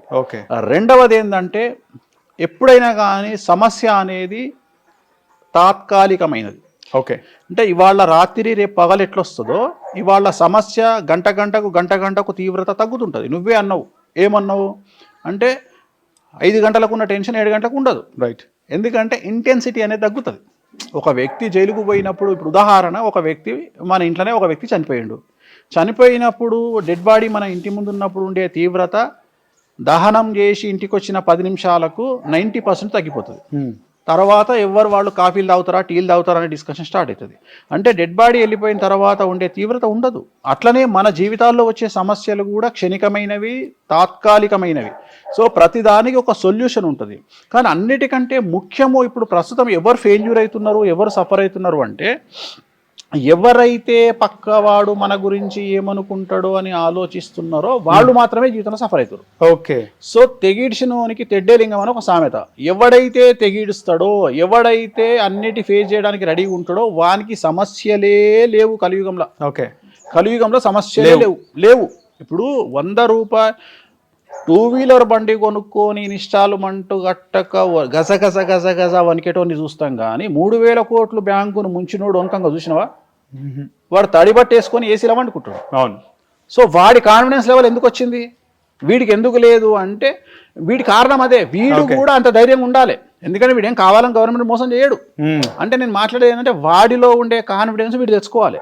నేను అందుకని ఏమంటున్నా అంటే పక్కింటోడు ఏమనుకుంటాడు, ఎదురుంగింటోడు ఏమనుకుంటాడు, నా బిడ్డ లవ్ చేసి ఏమో అయ్యింది, నా కొడుకు లవ్ చేసి ఏమో అయ్యింది, లేకపోతే నా ఇంట్లో ఏదో అయ్యింది, పరువు అయింది. పరువు ఏం పరువు ఎవనుకుంది? పరువు కలియుగంలో పరువు అనేది లేదు, ఎవరికి లేదు, ఎవ్వడికి లేదు. కలియుగంలో శుద్ధ పూస ఎవ్వడు లేడు. ప్రతి ఒక్కడు స్కామ్ చేసేటోడే, ప్రతి ఒక్కడు ఎక్కడనో ఒక దగ్గర గవర్నమెంట్ను మనుషులను మోసం చేసేటోడే. అట్లాంటప్పుడు నువ్వు ఎందుకు సమాజం గురించి పట్టించుకుంటావు? ఇంకొకటి, ప్రతి కొంపలో ఏదో సమస్య ఉంది. నీ ఇంట్లో బిడ్డ సమస్య, అవతల ఇంట్లో కొడుకు సమస్య, ఇంకో అవతల ఇంట్లో డ్రగ్స్ సమస్య, ఇంకో అవతల ఇంట్లో పెంట సమస్య, రకరకాల సమస్య. మొత్తం మీద సమస్య లేని ఇల్లు భారతదేశంలో కలియుగంలో లేదు. లేనప్పుడు నువ్వు ఏం ఫీల్ కావాలి? అరే నా ఇంట్లో గిది ఉందిరా బై, వాని ఇంట్లోకి అది ఉంటుంది అంతే. రెండోది, వాడు మంచోడైతే కదా నువ్వు ఫీల్ కావాలి. ఇప్పుడు నీ పక్కనోడు ఫీల్ అయితే నువ్వు ఫీల్ కావాలి. ఓకే. అంటే ఒక సామెత ఉంది, మొగడు కొట్టినందుకు కాదు తోడికోడలు నవ్వినందుకు అని. అంటే మొగడు కొట్టినందుకు ఏడుపు కాదు తోడికోడు. అంటే నువ్వు ఎవడో సమాజంలో నిన్ను ఏదో అంటారు, వాడు మంచోడైతే కదా, వానికి సమస్యలు ఉన్నాయి, వాడు మంచోడైతే ఫీల్ అవ్వాలి. సో ఇది ఎక్కడొస్తుంది స్ట్రెస్ అంటే సోషల్ మీడియా నుండి వస్తుంది. ఈ మధ్యన ఏమైపోయింది, సోషల్ మీడియాకు బాగా భయపడుతున్నారు. సోషల్ మీడియా నడిపించుకోవడము, యూట్యూబ్ ఛానల్ నడిపించుకోవడం అంటేనే కంటెంట్ క్రియేట్ చేయడం. ఇప్పుడు ఇంతకు ముందు న్యూస్ అనేది వేయడము, ఇప్పుడు న్యూస్ అనేది క్రియేట్ చేయడం. రైట్. సో న్యూస్ లేదు కాబట్టి క్రియేట్ చేయడం. సో ఏం చేస్తారు, 10 న్యూస్లలో పెట్రోల్ పోసుకుంటూ వెళ్ళిపోతారు. ఏ న్యూస్ బరస్ట్ అయితే ఆ న్యూస్ తీసుకొని సబ్జెక్టు మనం రన్ చేస్తాం 2-3 రోజులు, మళ్ళీ కొత్తది వచ్చే వరకు. సో అందులో రేపు పొద్దున వేణుస్వామి అతీతుడు కాదు, నరేష్ అతీతుడు కాదు, ఎల్లయ్య అతీతుడు కాదు, పుల్లయ్య అతీతుడు కాదు. అంటే సబ్జెక్టు క్రియేషన్ అనేటువంటిది క్రియేట్ చేయాలి కాబట్టి ఎక్కడెక్కడనో ఎవరినో పట్టుకొని రావాలి. కాబట్టి మనం అందరము సమాజంలో ఉండే ప్రతి మనిషి ఏదో ఒక రోజు ప్రెస్కో మీడియాకో ఫుడ్ కాకపోక మానము. సో అది ప్రిపేర్ అయ్యి ఉండాలి. అలా వాళ్ళకే ఫుడ్ కానప్పుడు పక్కింటోనికి ఎప్పుడో ఫుడ్ అవుతావు కదా నువ్వు. అంటే పక్కింటోని సబ్జెక్టులు నువ్వు ఎప్పుడో ఉంటావు, ఎదురింటోనికో పక్కింటోడో నీ గురించి డిస్కస్ చేసుకుంటాడు, నీ బిడ్డ గురించి డిస్కస్ చేసుకుంటాడు. ఇప్పుడు ఉదాహరణ, వాడు ఎవడో జైలుకు పోయేస్తాడు, జైలుకు పోయి రాగానే కొంపలు మునుగుతాయా, తెల్లారు వాని పని వాడు చేసుకుంటాడు. నువ్వు ఎప్పుడు జైలుకు పోయేస్తే బాధ అంటే నువ్వు రేప్ చేసి జైలుకు పోతే నీ మీద కష్టం. రైట్. అంతకు మించి నువ్వు ఎట్లా జైలుకు పోయినా నీ ఎవడు పట్టించుకో, నువ్వు ఏ కేసులో పోయినా ఏం కాదు. ఇంకోటి ప్రివిలేజ్, ఇప్పుడు 3,000 కోట్లు స్కామ్ చేసి పోయినావు అనుకో, నిన్ను రాజు లెక్క కొలుస్తారు సమాజం. అంటే ఏమనుకుంటారు తెలుసా, 3,000 కోట్లు స్కామ్ చేసిందంటే వీని దగ్గర ఇప్పటికి 2,000 కోట్లు ఉంటాయి అనుకుంటారు. అంటే నీకు రెస్పెక్ట్ ఇచ్చినట్టుగా సమాజం. సో ఇట్లా ప్రతి దాంట్లో పాజిటివ్ని ఎత్తుక్కోవాలి. అనేది ఏంటంటే పాజిటివ్ని ఎత్తుక్కోవాలి. నువ్వు సమాజానికి తెలుస్తున్నావు అంటే ఇప్పుడు ఉదాహరణ, ఇప్పుడు కుంభమేళాల పూసలమ్మ ఆమెను తీసుకొచ్చి మొన్న ఇట్టు చేసిర్రు. ఆమె సమాజానికి జీవితంలో తెలుస్తుండేనా? తెలియదు. ఇవాళ నిన్న ఒక IPS ఆఫీసర్ను తీసుకొచ్చి మొన్న వైరల్ అయింది, సమ్మక్క సారక్క. ఆమె నిజంగా చెప్పాలంటే ఆమె IPSగా సమాజానికి పరిచయమైన దానికంటే కూడా ఒక డ్యాన్స్ చేయడం వల్ల పరిచయమైనటువంటి విధానం చాలా ఎక్కువగా ఉంది. అంటే ఎవరికి ఎట్లా పేరు వస్తుందో మనకు తెలియదు. ఇప్పుడు మీరందరూ నిన్న ట్రైన్కి ఎదురుగా పోయి ఆత్మహత్య చేసుకున్నటువంటి ఫ్యామిలీ గురించి మాట్లాడితే నేనెవరిని ఆలోచిస్తున్నా అంటే ఆ విషయంలో మాట్లాడుతున్న DSPని గురించి ఆలోచిస్తున్నా. ఇన్ని రోజులు రైల్వే DSPకి పనే ఉండదు. నీకు అర్థమైందా? అసలు రైల్వే DSPని పట్టించుకుంటూనే ఉండరు. ఓకే. కానీ ఈ DSP వచ్చి ఇంటర్వ్యూలు ఇస్తుండు ఛానళ్లకు. నేను ఏం ఆలోచిస్తున్నాను, ఈయన జాతకం ఏంది అని ఆలోచిస్తున్నా. ఓకే. అంటే నా థింకింగ్ ఎట్లుంది, ఎందుకు ఈయన ఫేమ్ అయ్యిండు? ఇప్పుడు ఆయన జీవితంలో ఎప్పుడైనా ప్రెస్ మీదకి వస్తాడా? లేదు. ఏ టీవీ ఛానల్తో మాట్లాడరు కూడా, ఆయన చూడరు కూడా. ఎందుకంటే రైల్వే DSPకి పనే ఉండదు. అంటే ఆయనకు సమాజంతో పని ఉండదు. ఎంతసేపు ఆయన రైల్వే పట్టాలు, ఆయన కథ, ఆయన కార్ఖానా. నేనేం ఆలోచిస్తున్నా అంటే ఈ రైల్వే DSP జాతకం ఏమై ఉంటుంది, ఈయన అందరికి తెలిసిండి ఇవాళ. అవును. ఎందుకంటే దీని మీద ఇన్సిడెంట్ మీద ఈయననే మాట్లాడుతున్నాడు. సో నేను అట్లా పాజిటివ్ వెతుకుంటున్నా. మన దాంట్లో పాజిటివ్ వెతుక్కోవడం స్టార్ట్ చేస్తే లైఫ్లో మనంత పాజిటివ్ ఎవ్వరు లేడు. మనం గొప్పగా తెలవాలి అంటే మన పక్కకు ఉండేటువంటి దరిద్రుడి గురించి మనం ఆలోచించాలి. అంటే ఒక క్యాన్సర్ ఉన్నాడు, యంగ్ ఏజ్లో ఆటిజంతో పుట్టిన పిల్లలు ఉన్నారు, వాళ్ళ తల్లిదండ్రులను గుర్తు చేసుకోండి, వాళ్ళు ఎంత కష్టపడుతున్నారు, వాళ్ళని హ్యాండిల్ చేయాలంటే ఎంత కష్టపడుతున్నారు. నేను అనేది అట్లాంటి వాళ్ళని చూసి మీకు మీరు ఎంకరేజ్ కండి. మన ఒక గుడిసెలో తినడానికి రోడ్డు మీద పోతే తిండి లేదు, జూబ్లీ చెక్ పోస్ట్లో పోతే ఆడెవడో ఏదో పని చేసుకున్నాడు, పెన్నులు అమ్ముకొని బతుకుతున్నాడు, బుగ్గలు అమ్ముతుంటారు. నేను అనేది వాళ్ళని చూసి నువ్వు ఇన్స్పైర్ కా, వాడు మనకంటే బాగున్నాడు కదా. నేను అనేది అది అంటే నీకు డెవలప్మెంట్కు నువ్వు డిప్రెషన్లో ఉన్నప్పుడు ఆలోచించాల్సింది నీకంటే లో స్థాయిలో ఉండే వాళ్ళని చూసి నువ్వు స్ట్రాంగ్ అవ్వాలి. రైట్. అలాగే నువ్వు ఎదగాలనుకునేటప్పుడు నీ ఆలోచన విధానం వేరే ఉండాలి. రక్షింపబడాలనుకున్నప్పుడు ఆలోచించే విధానం వేరే ఉండాలి. నువ్వు రక్షింపబడేటప్పుడు తక్కువ స్థాయి వాడిని చూసి ఆలోచించాలి. నువ్వు ఎదగాలి అంటే పెద్ద స్థాయి వాడిని చూసి ఆలోచించాలి. ఒక సామెత ఇదే పాజిటివ్గా చెప్పిన నేను ఇంకోటి కూడా చెప్తా. నువ్వు ఆర్టీసీ బస్సులో కూర్చొని ఏడవడం కంటే బెంజ్ కార్లో కూర్చొని ఏడవడం బెటరు. అంటే నువ్వు బెంజ్ కార్లో కూర్చొని ఏడ్చే స్థాయికి నువ్వు రా, నీ కష్టము బెంజ్ కార్లో కూర్చొని ఏడువు నువ్వు అంటే అది పెద్ద లెవెల్. అట్లనే నీకు బాధ వచ్చినప్పుడు చిన్నవాడిని చూసి నువ్వు అరే నాకంటే చిన్నోడు ఇంకా కష్టాల పాలయ్యిండు కదా, వాళ్ళ మీద కంపేర్ చేస్తే నాకేముందిలే అంటే నేను అనుకుంటా. నేను మీడియాలో నన్ను ట్రోల్ చేసినప్పుడు, మేమ్స్ చేసినప్పుడు నేను అనుకుంటా ఒక హీరోని చూసి గంత పెద్ద హీరోకే దిక్కులేదు నేనెంతరా నాయన, గంత పెద్ద పిఎంకే దిక్కులేదు నేనెంతరా నాయన, గంత పెద్ద సీఎంకే దిక్కులేదు నేనెంత అంటే నేను ఆటోమేటిక్గా నేను రిలాక్స్ అయిపోతా. నేను అనేది ఇట్లా ఎగ్జాంపుల్స్ తీసుకొని మిమ్మల్ని మీరు బయటికి తెచ్చుకోండి అని చెప్తున్నా. లేదు నిజంగానే ఒక యజమాని స్థాయి పర్సన్ ఉన్నాడు ఇంట్లో, నిజంగా నీకు బాధ్యత ఉంది అంటే ఇంట్లో మానిటర్ చేయి, నీకు తెలిసిపోతుంది. డిప్రెషన్లో ఉన్నవాడు మాట్లాడాడు, 4 రోజులు డిప్రెషన్లో ఉంటే వాడు 5వ రోజు నుండి మాటలు బంద్ చేస్తాడు. మాటలు బంద్ చేయగానే ఏమరా బాబు మాటలు బంద్ చేస్తలేవని పిలిచి దగ్గరికి పిలిచి కూర్చోబెట్టువాన్ని మాట్లాడు. ఆడవాళ్ళు అయితే అరుస్తారు, కొంతమంది మూమెంట్ సైలెంట్గా ఉంటారు. సో మంత్ డిఫరెన్స్ వస్తుంది. చాలా అబ్జర్వేషన్ చేయవచ్చు. మనము ఎంతసేపట్లో చేస్తాము, మనం ఒకటే ఇంట్లో 4 గోడల మధ్య ఉండేటువంటి కుటుంబ సభ్యులను వాళ్ళ బిహేవింగ్లో మార్పు వస్తే దొరకబట్టడం 2 నిమిషాల పని. సో మీరు వాళ్ళను దొరకబట్టి అంటే వాళ్ళని గుర్తించి వాళ్ళని కూర్చోబెట్టి మీకు ఏం సమస్యలు వచ్చినాయి, ఏం జరుగుతుంది అని చెప్పి అడిగి, ఇగో నాకు ఈ ప్రాబ్లం ఉంది, నాకు ఇగో పలాని మా ఆఫీస్లో హెచ్ఆర్ వల్ల ప్రాబ్లం ఉంది, లేదు మా టీం లీడర్ వల్ల ప్రాబ్లం ఉంది, లేదు నేను ఫైనాన్షియల్గా ప్రెషర్ అవుతున్నా అన్నప్పుడు కూర్చోబెట్టి ఏం లేదమ్మా బతకొచ్చు, మనకు చాలా లైఫ్ ఉంది అని ఫైనాన్షియల్ అయితే ఒక లోన్ తీసుకోవడమో, లేదు మానసికంగా స్థైర్యం కావాలంటే ధైర్యం చెప్పడమో, ఇలా చేస్తూ ఒక 10 రోజులు వాళ్ళని గమనించినట్లయితే 11వ నాడు వాళ్ళే బయటపడతారు. మళ్ళీ 11వ నాడు వాళ్ళని మనం ఏం డిప్రెషన్లో పొమ్మన్నా పోరు. వాళ్ళని మానసికంగా ఇంకోటి ఏంటంటే ఈ జనరేషన్లో మానసికంగా స్ట్రాంగ్ చేయడం అనేది ముఖ్యమైన విషయం. పిల్లల్ని పెంచేటప్పుడే మనం ఏం చెప్పాలి అంటే, నాయన నువ్వు తెలుగు రాష్ట్రాలలో బతుకుతున్నావు, భారతదేశంలో లేనటువంటి వ్యవస్థ తెలుగు రాష్ట్రాలలో ఉంటుంది. భారతదేశం మొత్తం 2+2 = 4, కానీ తెలుగు రాష్ట్రంలో మాత్రం 2+2 = 5. నువ్వు ఇట్లనే బతుకు బిడ్డ, ఎందుకంటే మన దగ్గర 5 అంటారు 2+2, ఎందుకంటే మన దగ్గర ఉన్నటువంటి మీడియా ఎక్కడ లేదు, మన దగ్గర ఉన్నటువంటి మనుషులు ఎక్కడ లేరు, ఉండేటువంటి రాజకీయాలు ఎక్కడ లేవు, మన దగ్గర ఉన్నటువంటి దరిద్రం ఎక్కడ లేదు అని పిల్లల్ని ఎంకరేజ్ చేస్తూ వాళ్లకు నాలెడ్జ్ చెప్తూ వాళ్ళు ఎట్లా బయటపడాలి పద్మవ్యూహం నుండి అనేది చిన్నప్పటి నుండి నేర్పగలిగితే అది సెలబ్రిటీ అయితే. సెలబ్రిటీ కాకపోతే ఆ ఉద్యోగం ఏమైనా చేసుకో మన సంబంధం లేదు. అంతేగాని నేను క్రికెటర్ అవుతా అంటే ఎన్ని రాజకీయాలు ఉంటాయో చెప్పాలి, నేను పొలిటీషియన్ అయితే ఎన్ని రాజకీయాలు ఉంటాయో చెప్పాలి. అర్థమైందా? అంటే ఎన్ని రాజకీయాలు ఉంటాయి. తోపు క్రికెటర్లు ఉన్నారు, అందరు ఎందుకు ఆడతలేరు? క్రికెటర్ అయినాక మనం తెలుసుకుంటున్నాం. కానీ క్రికెటర్ నిజంగా ఈ క్రికెటర్ల కంటే మంచి క్రికెటర్లు కుప్పలు ఉన్నారు. రాజకీయాల వల్ల బయటికి రాలేకపోతున్నారు. అట్లనే స్పోర్ట్స్ పర్సన్స్ రాలేకపోతున్నారు, అట్లనే సింగర్స్ రాలేకపోతున్నారు, అట్లనే పొలిటీషియన్లు రాలేకపోతున్నారు, అట్లనే సినిమా నటులు రాలేకపోతున్నారు. సో చాలా రాజకీయాలు ఉంటాయి. వీటన్నిటిని గురించి పిల్లలకు విశదీకరిస్తూ ఇలా ఉండాలి బిడ్డ, ఇంత సఫర్ అవుతావు బిడ్డ, వీటన్నిటిని ఎదుర్కొని కంఫర్టబుల్ జోన్ దాటి గోదావరిలో కనుక అపోజిట్ డైరెక్షన్లో పులసపోయినట్టు నువ్వు కూడా సమాజానికి వ్యతిరేకంగా పో బిడ్డ, ఈ సమాజాన్ని పట్టించుకోకు బిడ్డ అని మనం పిల్లలకు కౌన్సిలింగ్ ఇస్తూ చిన్నప్పటి నుండే వాళ్ళకు ధైర్యాన్ని నూరిపోస్తూ ముందుకు తీసుకెళ్తే వాళ్ళు ఎలాంటి కండిషన్లోనైనా, ఎలాంటి డిప్రెషన్ సిచ్యువేషన్లోనైనా మానసికంగా ధైర్యంగా ఉండి ముందుకు వెళ్తారు. రైట్. రీసెంట్గా మహారాష్ట్ర ముఖ్యమంత్రి ఉప ముఖ్యమంత్రి అజిత్ పవార్ గారు చనిపోయిన తీరును ఏమంటారు సార్? అది ఆయనకు ఉన్నటువంటి రాజకీయ దోషాలా లేకపోతే ఏమంటారు? ఏం లేదు, ఆయనది 3వ ఏలినాటి శని. జనరల్గా 3వ ఏలినాటి శని మనము ఖచ్చితంగా డెత్ ఉంటుంది. అంటే 3వ ఏలినాటి శని ఎవరికి వస్తుందో, జనరల్గా 3వ ఏలినాటి శని ఎవరికి వస్తుంది అంటే 55 సంవత్సరాలు దాటిన మేషరాశి వాళ్ళందరికీ 3వ ఏలినాటి శని. 3వ. అట్లనే ఇప్పుడు 65 దాటినటువంటి మీనరాశి వాళ్ళందరికీ ఏలినాటి శని. అలాగే 69 సంవత్సరాలు దాటినటువంటి కుంభరాశి వాళ్ళందరికీ ఏలినాటి శని.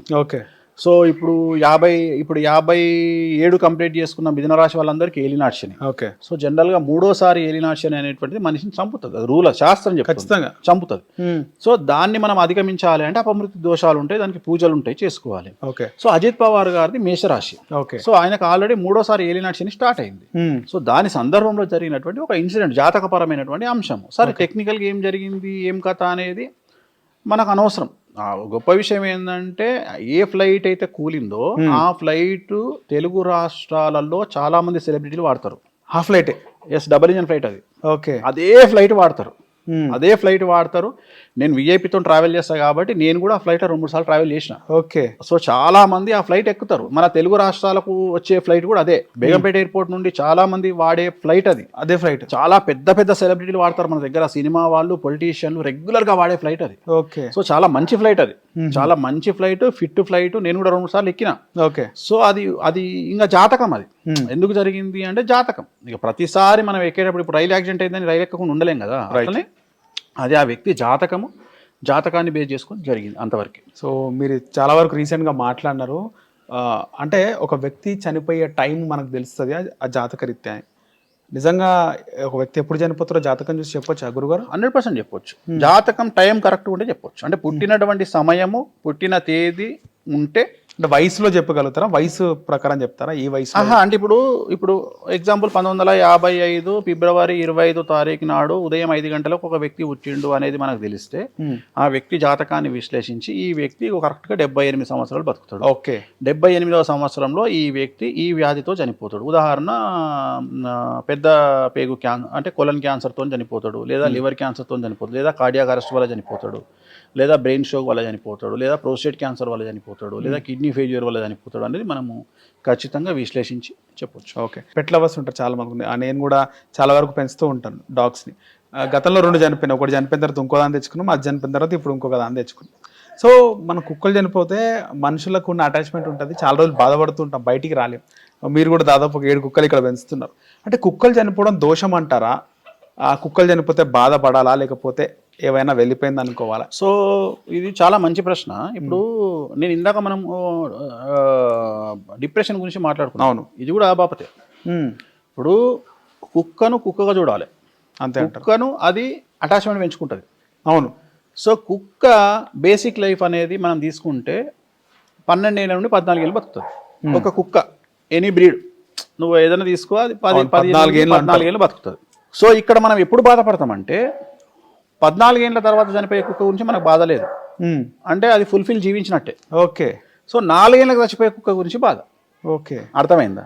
ఇప్పుడు నేను జనరల్గా కుక్కలకున్న గొప్పతనం ఏంటంటే యజమాని మీదికి రాబోయేటువంటి చెడును అవి తీసుకుంటాయి. ఓకే. అంటే మనకు శాస్త్రంలో చెప్పినటువంటి విషయం ఏంటంటే మనకు ఏదైనా చెడు జరగబోతున్నప్పుడు ఆ చెడుగును కంట్రోల్ చేసి అది దాని మీద వైపు లాక్కుంటుంది, అప్పుడు అది చనిపోతుంది. అది ఆ కుక్క లక్షణం. ఓకే. అప్పుడు మనం బాగా బాధపడాల్సి వస్తుంది.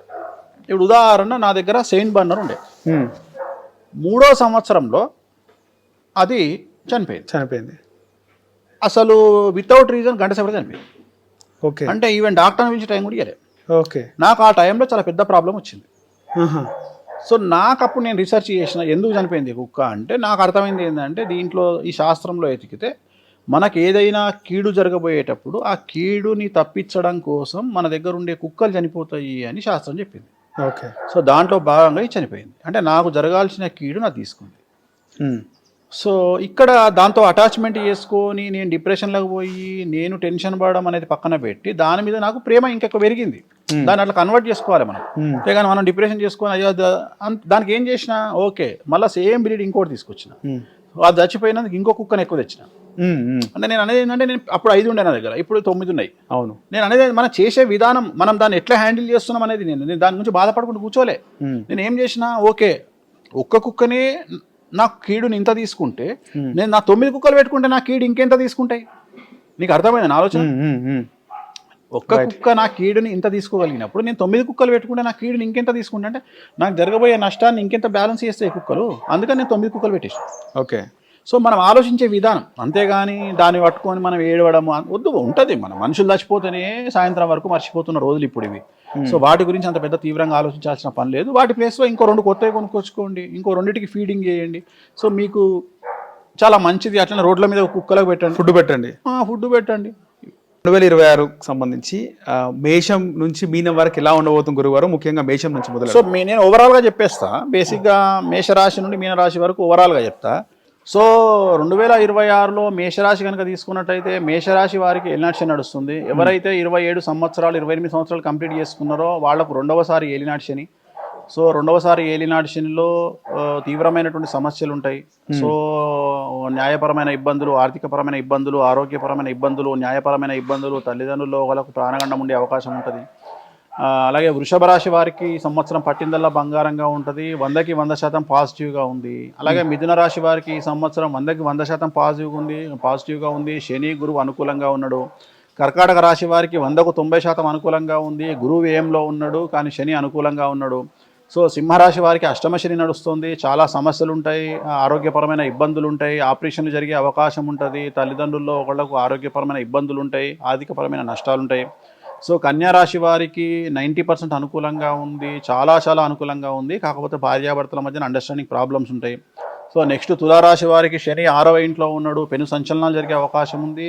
ఆర్థికంగా బాగున్నా, సామాజికంగా బాగున్నా ఏదో ఒక సంచలనం ఉండే అవకాశం ఉంది. సో అలాగే వృశ్చిక రాశి వారికి పూర్తి స్థాయిలో రాజయోగం ఉంది, 100కి 100% అనుకూలంగా ఉంది. ఉద్యోగపరంగా, విద్యార్థుల పరంగా, రాజకీయ పరంగా, సామాజికంగా అన్ని రంగాల వారికి అనుకూలంగా ఉంది. ధనుసు రాశి వారికి ఈ సంవత్సరం అర్ధాశ్రమ శని నడుస్తూ ఉంది. డబ్బులు ఎక్కువగా ఉండడం వల్ల మీకు సమస్యలు వస్తాయి, ఇన్వెస్ట్మెంట్ రూపంలో. వాటి విషయంలో జాగ్రత్తలు తీసుకోండి. మకర రాశి వారికి అన్ని రంగాల వారికి అనుకూలంగా ఉంది. భార్యాభర్తల్లో గొడవలు లేదా ఎడబాటు అనేటువంటిది కనిపిస్తూ ఉంది. కుంభరాశి వారికి ఏలినాటి శని చివరి స్టేజ్లో ఉంది. వాహన ప్రమాదాలు ఉంటాయి, న్యాయపరమైన చిక్కులు, కుటుంబంలో కలహాలు, ఆరోగ్యపరమైన ఇబ్బందులు ఉండేటువంటి అవకాశం ఉంది. మీనరాశి వారికి ఏలినాటి శని జన్మశనిలో ఉంది. చాలా సంచలనాలు ఉంటాయి. 2027 సెప్టెంబర్ వరకు టఫ్ టైంగా భావించాల్సి ఉంటుంది. చాలా సమస్యలు ఉంటాయి, న్యాయపరంగా, ఆరోగ్యపరంగా, సామాజికంగా, కుటుంబపరంగా, ఆర్థికంగా చాలా రకాల ఇబ్బందులు ఎదుర్కొంటారు. So tough time, testing time అని చెప్పొచ్చు. చాలా జాగ్రత్తగా ఉండండి. సో ఓవరాల్గా మనకు కొన్ని రాశులు పాజిటివ్గాను, కొన్ని రాశులు నెగిటివ్గాను ఉన్నటువంటి సంవత్సరము, పరాభవన సంవత్సరం కాబట్టి జాగ్రత్తగా ఉండండి.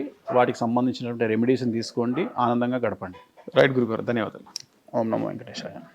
హిట్ టీవీ యాప్, ఇందులో short news, live news, entertainment shows, movies, digital magazines తో పాటు మీ జిల్లా వార్తలను కూడా ఫ్రీగా చూడొచ్చు. ఇంకెందుకు ఆలస్యం, వెంటనే హిట్ టీవీ యాప్ ని డౌన్లోడ్ చేసుకుని ఫ్రీగా ఎంటర్టైన్మెంట్ పొందండి. Hit TV app. Hit TV app. Please download hit TV app. Hit TV యాప్ని ఫ్రీగా డౌన్లోడ్ చేసుకొని ఎంజాయ్ చేయండి. మీకు నచ్చిన ఎంటర్టైన్మెంట్ కోసం హిట్ టీవీ యాప్ ని ఫ్రీగా డౌన్లోడ్ చేసుకుని ఎంజాయ్ చేయండి. హిట్ టీవీ యాప్ ని డౌన్లోడ్ చేసుకుని ఆస్వాదించండి, ఆశీర్వదించండి. ఇంతమంది సెలబ్రిటీలు హిట్ టీవీ యాప్ ని డౌన్లోడ్ చేసుకోండి అని చెప్తున్నారంటే ఎంత మంచి యాప్ ఆలోచించండి. అమెరికా అమెరికాలో చదవాలనుకునే వాళ్ళకి విశ్వసనీయమైన పేరు మన శౌర్య కన్సల్టెన్సీ. UK లో 1 year masters, UK లో 1 year masters, 2 years work permit up to 5 years visa. Contact Saurya Consultancy. Contact 89851 89851.